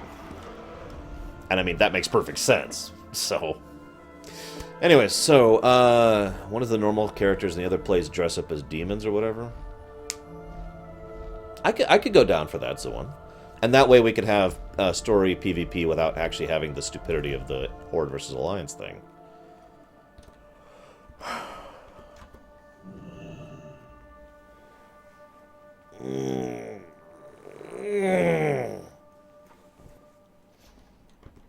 Macaw. Hungry. Nom, May your blades never dull. See, I got 10 helpings of food for that one orc.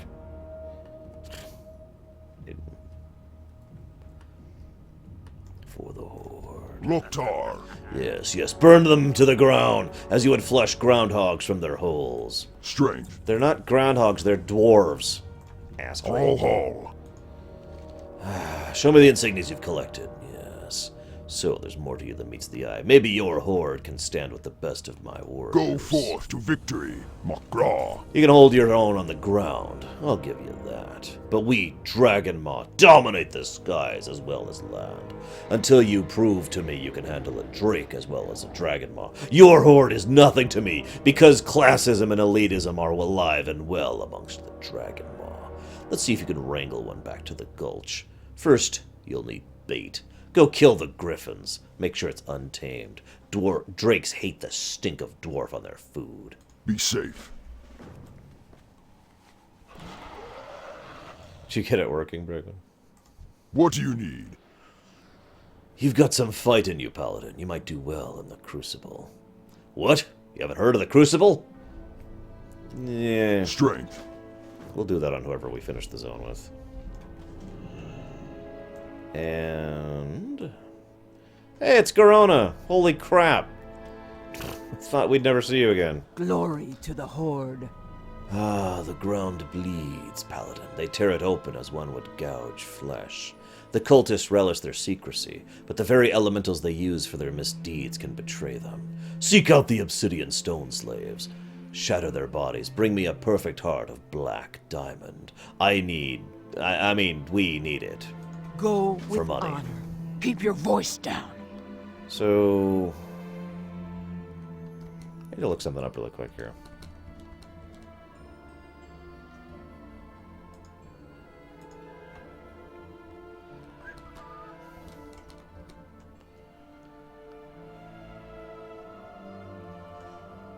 But then that leads to...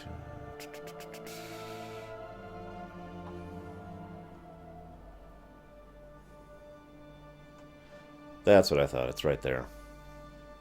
Okay, whatever. So this is...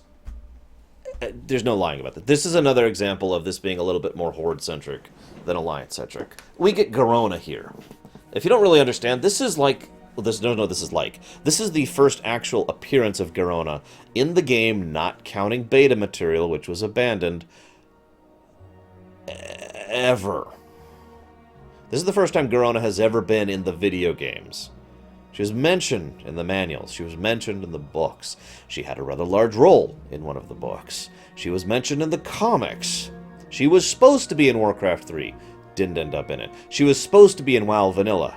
Didn't end up in it. This is the first time Garona has actually been here. Finally. And she never mentions her son, I think. I'm going to pay careful attention to her dialogue.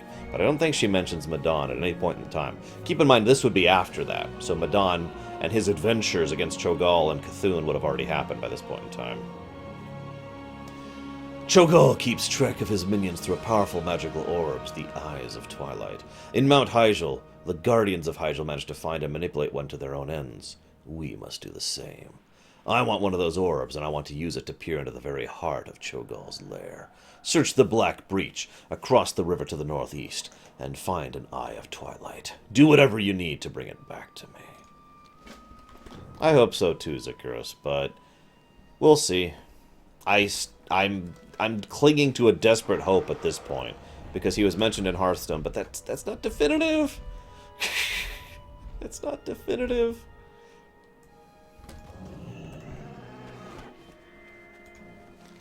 Alright, I have the carcass. I sling the gore-splattered griffin over my shoulder, its wings dragging on the ground. I'm flying, dude. The Highland Blackdrakes roost just southwest of the Crucible of Carnage. If you drop the corpse there, a drake is sure to start feeding. Sure.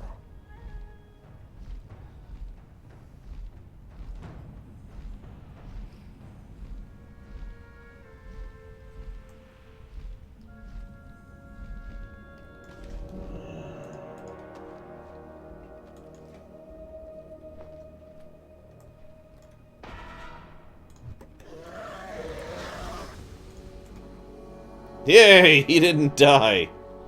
It's a miracle.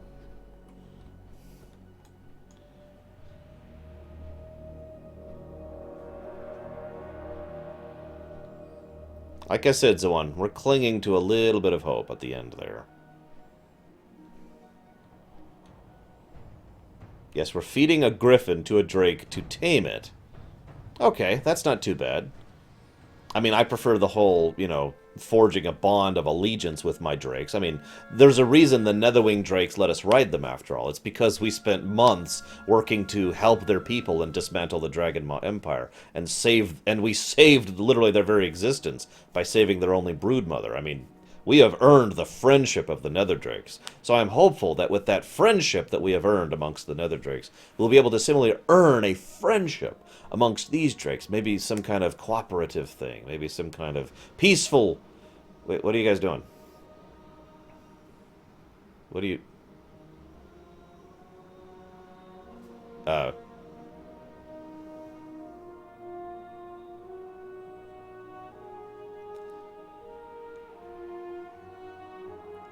So, he's using the demon chain.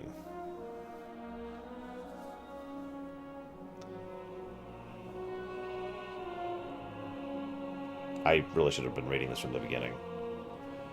I'll reread this conversation. It's probably going too fast for you guys.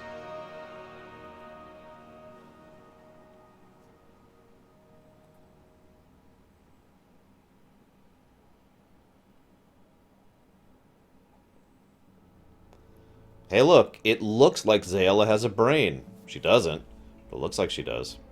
So let's go over that dialogue really quick. That's right, Beast. You belong to the Dragonmaw now. And if you don't obey, we're cutting you up for parts. Impressive. Complete domination of the animal while it's weakened. Tell me, what is the charm you're using? The Demon Chain. It projects our will like a physical force. Oh, with the wing of Drake Riders and the support of the Horde, we can make an assault on the Bastion of Twilight. The Horde? I spit on your Horde. Our enemies are weak and splintered, yet you bargain with Hellscream. Dragonmaw, stand alone. Another treasonous word out of you, and I will put you in your place, Nekral. I will prove it to you. I will strike the Wild Hammer, and when I return victorious, we will see who the Dragonmaw call War Chief. If you wish to challenge me, do so here. Do not squander our forces on a fool crusade. That's probably the last intelligent thing Zayla will ever say. I speak for the Dragonmaw. That was an impressive aerial display, but I wish it had come at a better time. Nockrul's a great warrior, but an impatient fool. He's about to get himself killed, and we're about to lose one of our most important weapons in the Battle of the Highlands. Nockrul revealed to me the secret of his influence over the Drakes in this area. I thought the Demon Chain was a myth, but he's had it all along. And now the fool's about to lose it. His life is meaningless to me, but the Dragonmaw cannot afford to lose this artifact. It's called the Demon Chain. Why do you want it? Follow him north to the Thundermar. The city will be in chaos, so you may be able to land undetected. Yeah, sure. I am glad I finally kill you, Zayla. Let's go kill some things over here for the Horde. Excuse me, for the Dragonmaw. Oh my god.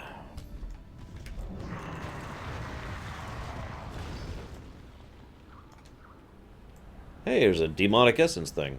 Oh, nope, this isn't demonic. My bad. Old gaudy essence. The eye sits before you, humming ominously. Without warning, the orb rotates as if to look at you. You sense a malevolent presence, as if the orb was alive. It speaks to you, its voice reverberating from everywhere it runs. You seek my sight, Blood Elf. My powers come at a price. These disciples of the Twilight have been honoring me with the blood of Wildhammer dwarves, but I still thirst. Maybe you can do better. Kill my old masters, and my vision is yours. Honor me with the slaughter of the Shaman of the Black. Blood is blood, after all. Delicious, wonderful, tasty blood. Oh, sorry, excuse me.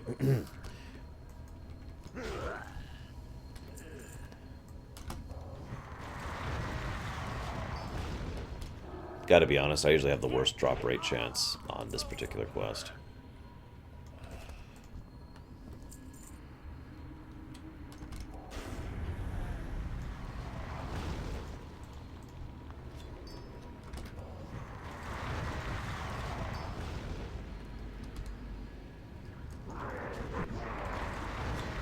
There we go. That actually was probably the best drop rate I've ever had on that.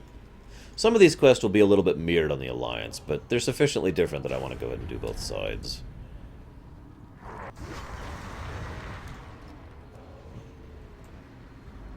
You know what I like about Garona's presentation in Warlords? She can work for the Alliance, too. Sorry, just really... Don't forget, by the way, for all of us who just haven't joined us or haven't voted yet, we have a poll going on for which character we'll be finishing up the Highlands on. Which will be going for a bit because we're not at the cutoff point yet. We're not even halfway there. The eye glimmers darkly, color swirling about its dusky surface. Ah, the succulent thrill of life extinguished. Do you feel it, Paladin? Do you relish it as I do? No? I see not. You fight to protect the lives of others. Pity. Very well then, Blood Elf. You have purchased my services in blood. Take me back to Garana Half-Orc. Oh yes, I already know where you're taking me. Her relentless quest for vengeance is no secret. It'll be a delight to watch it unfold.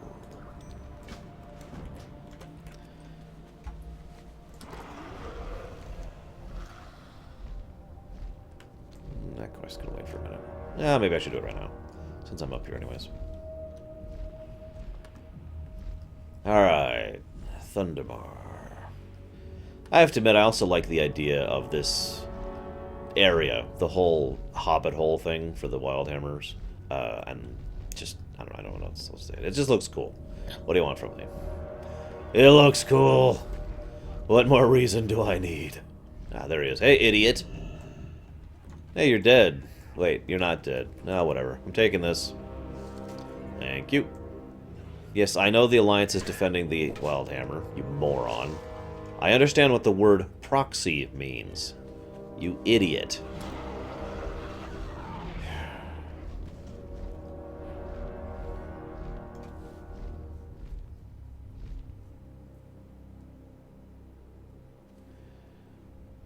I actually like that idea, Uldrith.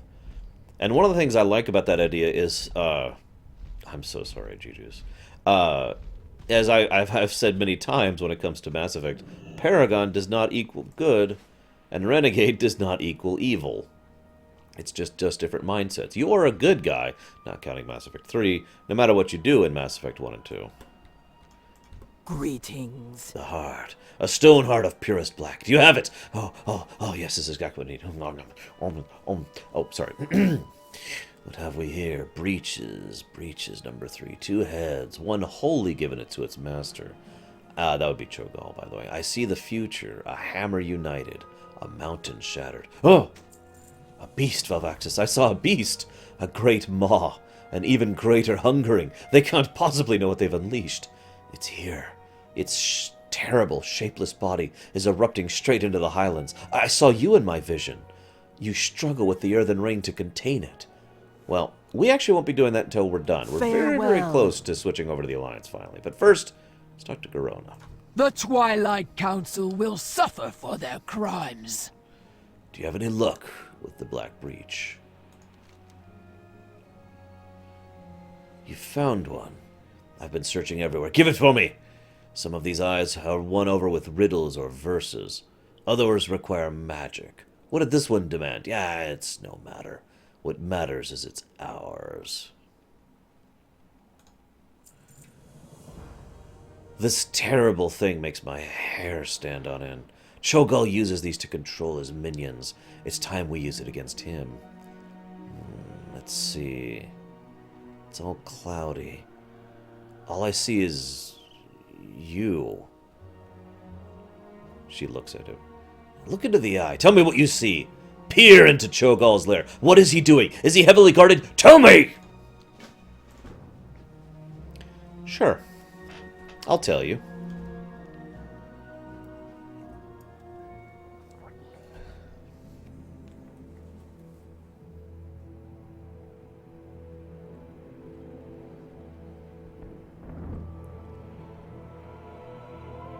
He has 10 eyes. Holy crap. We have confirmed the Horde presence at Dragonmaw Port, Master. They are now in league. This changes nothing. Nothing changes. Crush them. Crush! One of our agents in Ulgramar. City engulfed in stone and sand. We see it. The eye sees into his heart. Bring me the eye. Our agents have been outed and killed, Master. Blaspheme! Blaspheme, disgust, hate! No matter. Where one eye closes, another opens. The Master sees all! The Master knows all! We will know our enemies' hearts, for they are weak. The eye, now!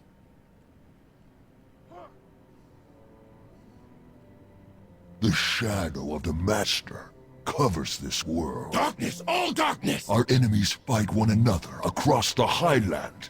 Fools. Blood! Blood! Wait! There is another. A mortal dares peer into the eye. Ha ha ha! Brave little plaything! I see you, little one. You want to see what the eye sees, do you? Show it all! Behold the chaos to come. Madness, bliss! Do you like what you see, mortal?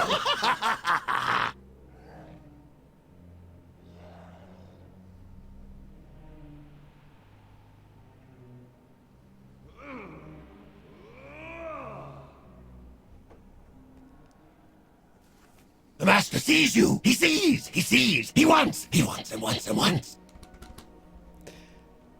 Cho'Gall is an excellent example of an unrepentantly evil, sadistic bastard who is still well liked by the viewers and gamers and whatnot because of excellent presentation, in this case primarily the voice acting and writing. His dialogue is brilliantly written and brilliantly performed. Both actors really sell the role. I don't actually know if it's two different actors, but they sell the role perfectly. Yeah, that was awesome. I can't rest until I'm free from Cho'Gall's grasp. You've gone pale, Paladin. What'd the eye show you? You saw Cho'Gall! Wait, Cho'Gall saw you! He's watching us! He's watching us right now! Damn this stupid dark magic! I'm gonna have to infiltrate Cho'Gall's stronghold myself. You see me now, Cho'Gall? I'm coming for you. I'm gonna rip off your head while the other watches. Yeah. I just thought of something.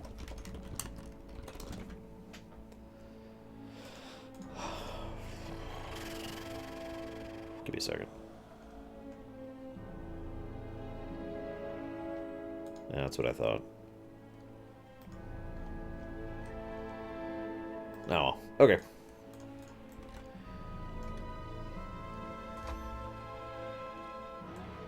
Yes, spoiler alert. Someone else does that. My people welcome yours.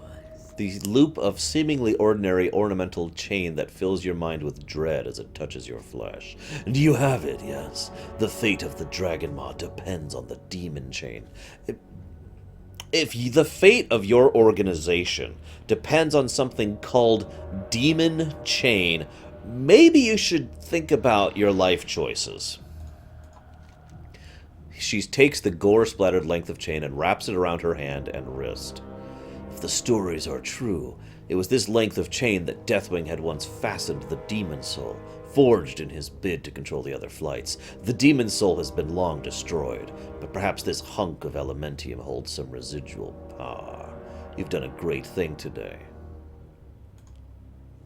Narkal's Drake Torth survived the failed attack on Thundermar, and now the creature is free from his former master.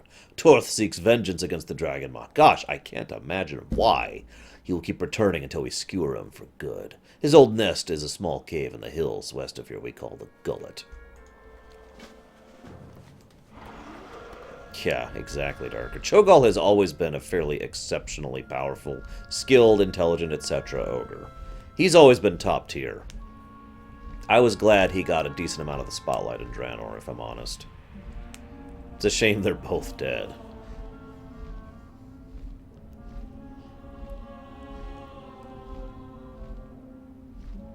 Hey, Chuthu.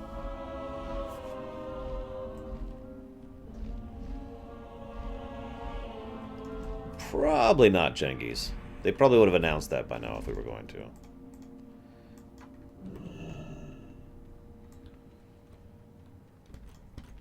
Speak plainly. My people don't mince words. I'm new to the burdens of leadership. I should have seen Narkal's usurpation coming. Instead, I am cleaning up his mess. I don't know how Garrosh does it. He must possess great strength to hold together a force as diverse as the Horde. I should like to know him more. Anyways, here he comes. Beat him down while I dominate him. My suffering is at an end, Blood Elf, but yours has just begun. Yeah, so, no. Keep fighting, Paladin. The demon chain will eventually win out. I will not serve. Then you will die. So be it. It is done. I speak for the Dragonmaw. once free of the chain. Torth died rather than submit again. I admire the creature. I will have his hide fashioned into a set of armor that she will wear basically for the rest of the game until she dies. This much is clear to me now. The Dragonmaw cannot stand alone if the Alliance backs the Wildhammer. Narkal proved that, and you have proven the might of the Horde again and again. I will rebuild our Drake Wings and take up position outside the Bastion of Twilight. Yeah, because that's... I'm amazed someone remembered why we're here. Because remember, we're not actually here to fight the Alliance. At all. Speak, friend. Hang on a second.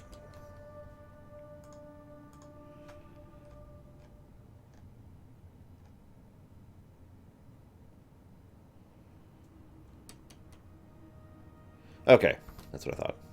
So far as I can tell, the Glopgut ogres right outside this cave have not yet joined with the Hammer. If we're clever, we can turn the two groups against each other. Let's roll with a little trick I learned in Silithus. I remember that. By the way, this guy is from Silithus. First, we'll need to put together a set of cultist robes for you. Head south of here and kill some Twilight Wind Warpers. May your blades never dull. I'm not sure, Shyandra. I mean, there's a lot of possibilities there, so... Hey there. You hear them, Paladin? The voices from the cave. They want to talk, but they got no bread. Let's find a way to listen. The Twilight's hammer, they listen to the wind.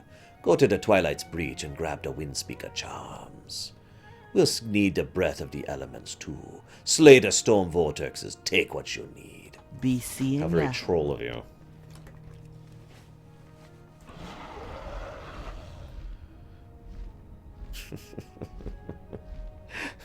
The fell dragonfly. You know, we've never actually really seen fell dragons, have we?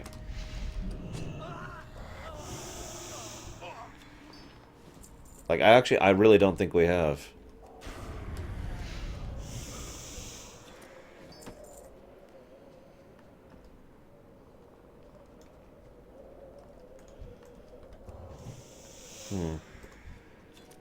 No, we haven't. We've seen an undead dragonflight, which never really got off the ground. Technically, we've seen two undead dragonflights. The Frostworm flight and the one that was in Old Shalomance. And then there's the Infinite flight, which looks awesome, by the way. I still want an Infinite mount. Like, I don't even care what it takes to get that Infinite mount. I would make that a goal in life, because they look so cool. Yeah, I knew about that, Meter Madeira. I wasn't, and Uldrith, but I wasn't counting it. Oh, and Bender. God, everyone said the same thing. I should have just said I wasn't counting that one. I'm also not sure it qualifies as fell. For those of you not aware of what they're talking about here, I'll pull it up real quick. They're talking about, shoot, what's it called? I may have that filtered out. Nope. Uncheck all. Just the trading card game. Where's the... What?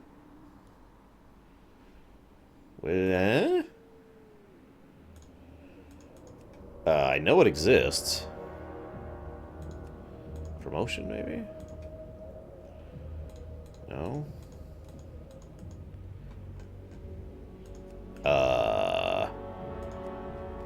And I have everything here. It's not here.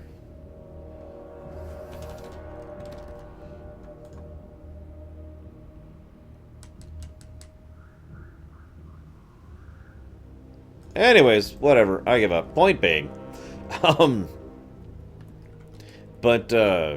Yeah, so we've had the Infinite Flight, we've had the Undead Flight, we've had the prototype Chromatic Flight, we've had the one and only ever successful Chromatic Dragon. Then there was the... Hey, Terra, by the way, sorry. Hey, Terabyte. I was distracted by Feldrakes. And then we had the Netherwing Flight and the Twilight Flight, both the unsuccessful and the successful. And, yeah.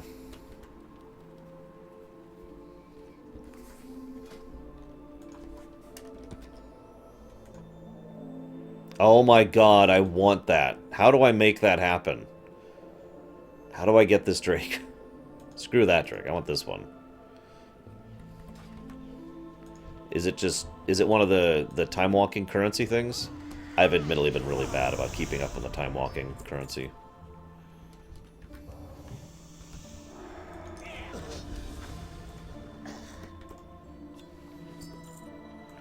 Oh, it just drops? Oh, God, that's got to be like the worst drop rate in the universe. Oh, that sucks. I've changed my mind. I take back my statement. I do not care enough to farm that. That's got to be insane to farm. Hey, Roaring.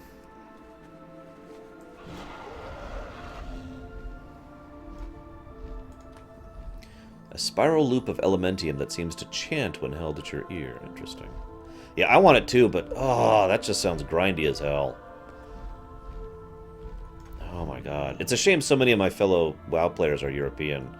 You know, because we could group together and be like, hey, let's make a go of it. You know? How are you? Shh, Valvaxis, listen. Listen. That's the stuff, man. Now you hear them, the spirits, they be talking, but they say nothing nice. Let's bring them to the light. To see the spirits, we need a spectral light, a light that lights up one's insides, the light of souls. The Twilight's hammer uses them to root out traitors after what we did to them in Hyjal. Ha ha! Remember that? They just gave one to the Glopgut ogres as a gift. Inside the Glopgut hollow to the north, you'll find a great big brute, Thog. He's got the light of souls. At least he will, until you take it from him. Okay, dokie. Magraw. This is good, Valvaxis. With heroes like you stirring up trouble, we'll keep the cult distracted from our main invasion. What'd you manage to get? I suppose we can piece something together. After all, you're not joining the cult. We just need to fool a few ogres. Your disguise is ready. Whenever you go into the hollow, your Twilight's regalia will now fool the ogres. The rest of the plan is simple. Kill the ogres. They blame the cult. For the Horde. You know I've said this before, but there are so many false flag operations in this setting. It's a little ridiculous. Like, I am genuinely astonished. We do several of them ourselves, and we are the victim of several of them. The game is $20, Chuthu, for everything up to, but not including the most recent expansion. The most recent expansion is also $20 to purchase. I don't know if you get a free month anymore. Like, I don't know if WoW even does that anymore. They used to. So I'm just going to say that you need to sub plus the $20 in order to actually get playing. So, yeah.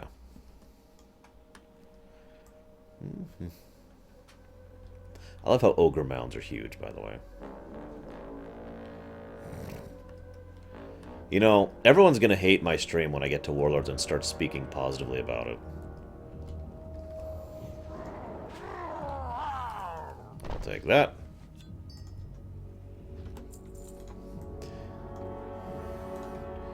A glass lens that seems to glow brightly as you near it your body. Damn, we're a good guy.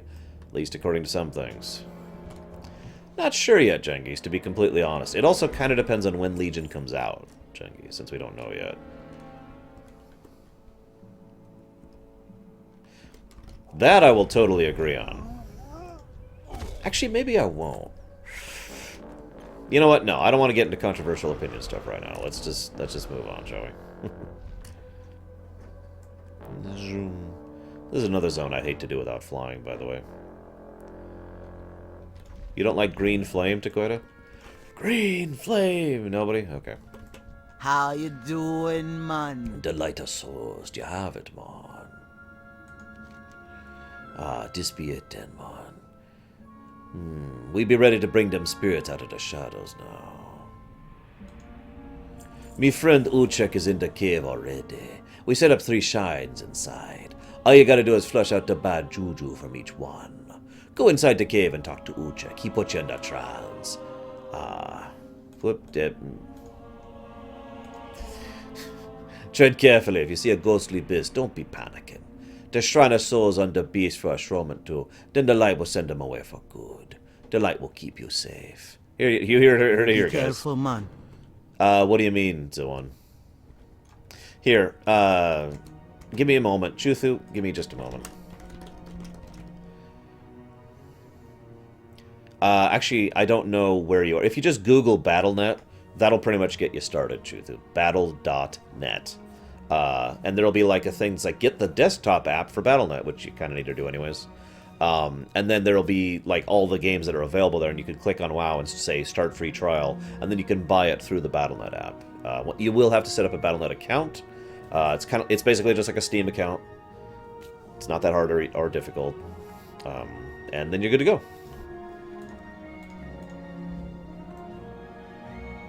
Apparently Amazon's doing a sale this week on WoW. I had no understanding or knowledge of that, but if you're going to buy WoW, anybody, the three of you who don't own WoW in the world, might be a good time. No, I'm sure the Twilight Hammer wanted to number those ogres amongst their raids. Now they'll have to fight them off instead.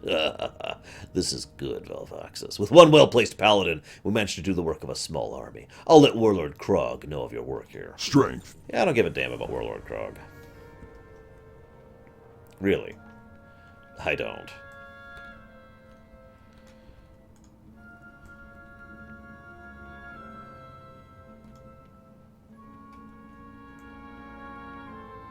Hello, Uchek. Hello, man.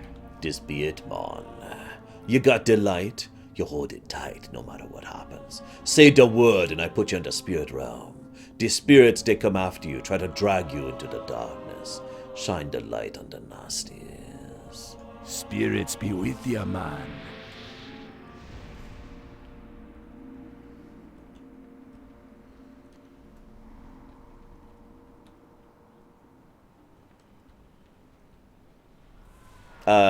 Since I know what you're talking about, Zawon, no, I wouldn't. Who you be? I do try really hard not to get into that topic, though, because right now here in the States, that particular topic is ridiculously overcharged with controversy, and it shouldn't be. It's one of those, it's super controversial, but we're not sure why kind of situations, if you know what I mean.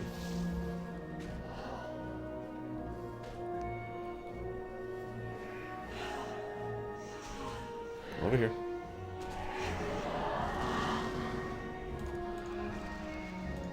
Guys, stop saying BattleNet. It's interpreting it as a link and deleting. In fact, I think I have to unban Chuthu now. So if you give me a moment here. I need to find a place where I'm safe. I'll just stand right here. Bring it. There we go. There we go.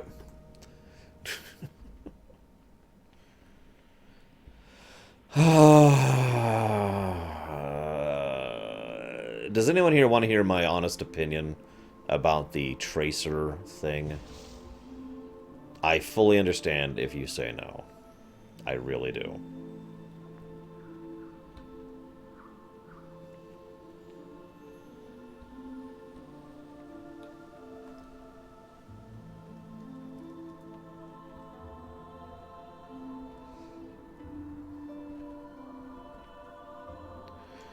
I suppose the next question would be, how many of you even have any idea what the tracer thing is?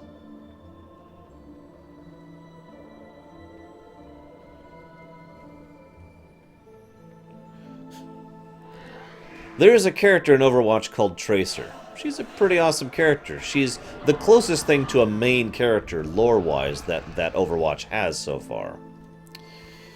Certain individuals, who shall go nameless, complained that she was too sexy.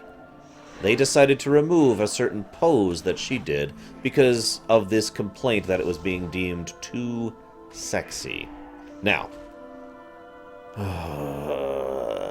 this is one of the dumbest topics in recent history. I am not that old. I'm only 30 plus years old. However, in my life, I have seen a fairly decent number of topics that have moved their way into the limelight of current controversy. At least here in the States. That's how it works. Basically, a certain topic will be brought up and people will be like, and people will turn it into controversy, whether it should be or not. and then it'll be this hot button topic for a while, and then it will fade again. And that's what happens here in the States. It's something you kind of get used to after a while. Right now, the concept of... there's no better way to summarize this. Feminism is the problem right now. And there's actually not two sides on the argument. It's more like there's 7 sides on the argument. And it is a gigantic mess. And the best way to summarize my opinion on it is to say that there should be no controversy on this matter. If you want to attack me for that, hit me. Regardless... Yeah, I was going to say, they're only removing this. So Tracer is a woman who is wearing a bodysuit. Okay? So she's wearing a skin-tight thing. Just like Samus Aran, which is another woman who was attacked for the same thing. So, let's please try to keep the actual feminism argument out of this. I really do not want to talk about it in my show, if that's okay, please. I just wanted to give that preface because I know a lot of my viewers are not from here in the States, and therefore do not understand that perspective on how stupid that's being blown out of proportions right now. So they have this pose where it's looking over behind you, and she happens to be wearing a skin-tight outfit, so it's sexy.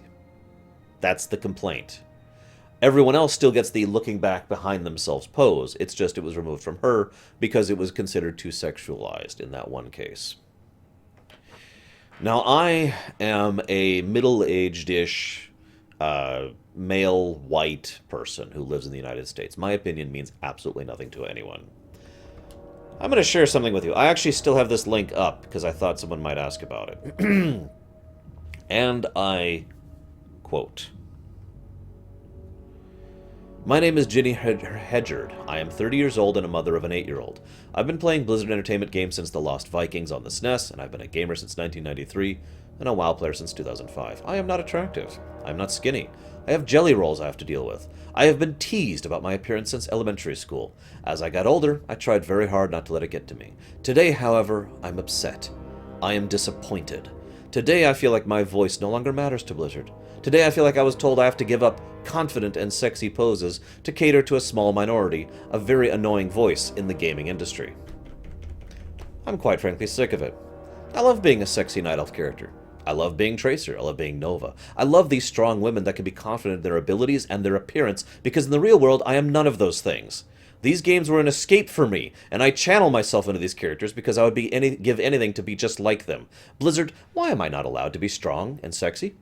Why am I not allowed to love these characters as they already are? Why are you not alienating not just me, but many other women that love these female characters as they are for a single voice? I want Tracer to stay how she is.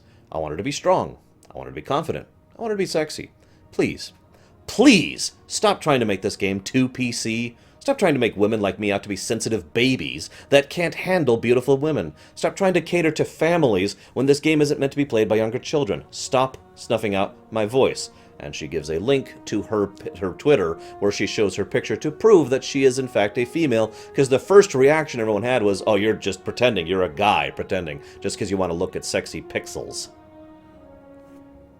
That summarizes my opinion on the matter pretty well, I think.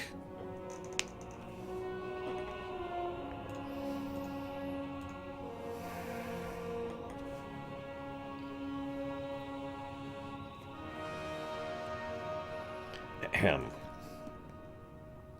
So that's my opinion, Zawan. Moving on.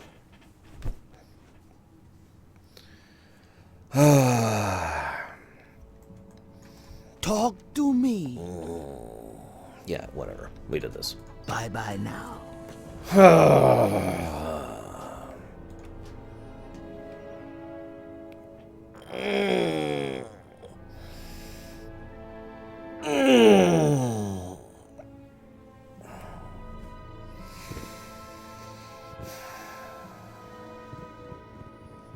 Debate. I'm so terribly sorry, Mind Blast. I will immediately change my outfits as quickly as I can to, I just realized I forgot something, to cater to your whims, Mind Blast. And hey, Jango Fett. You just missed another Arshan rant.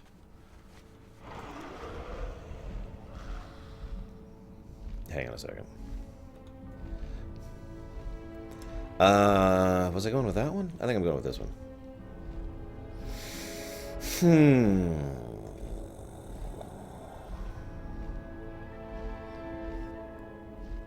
That's a good question, Chandra.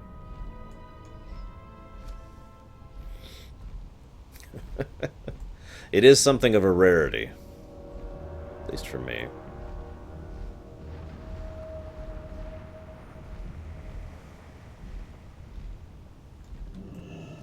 You'd be amazed how often people do not agree with my opinions. Here's my ding picture from earlier. There we go. Yeah. The thing that I've always said, if forgive me for saying one more controversial thing, I'm all for tolerance. Really. I am actually probably the most tolerant person I know personally of all the people I've met in real life. But I have to admit I am very, very much becoming a victim of pendulum theory because I'm getting really, really sick of PC culture getting out of hand. Politically correct, for those who don't know what I mean. In other words, it's like, oh, we must be so PC. It must be super PC. Oh, God, no, it must be. It's gotten to an extreme. One of the things I've said many, many times is that anything taken to an extreme is a bad thing. And that's usually my main complaint with things. You know, people come to me, oh, you just hate females. No. Oh, you just hate, you know, the Alliance. No.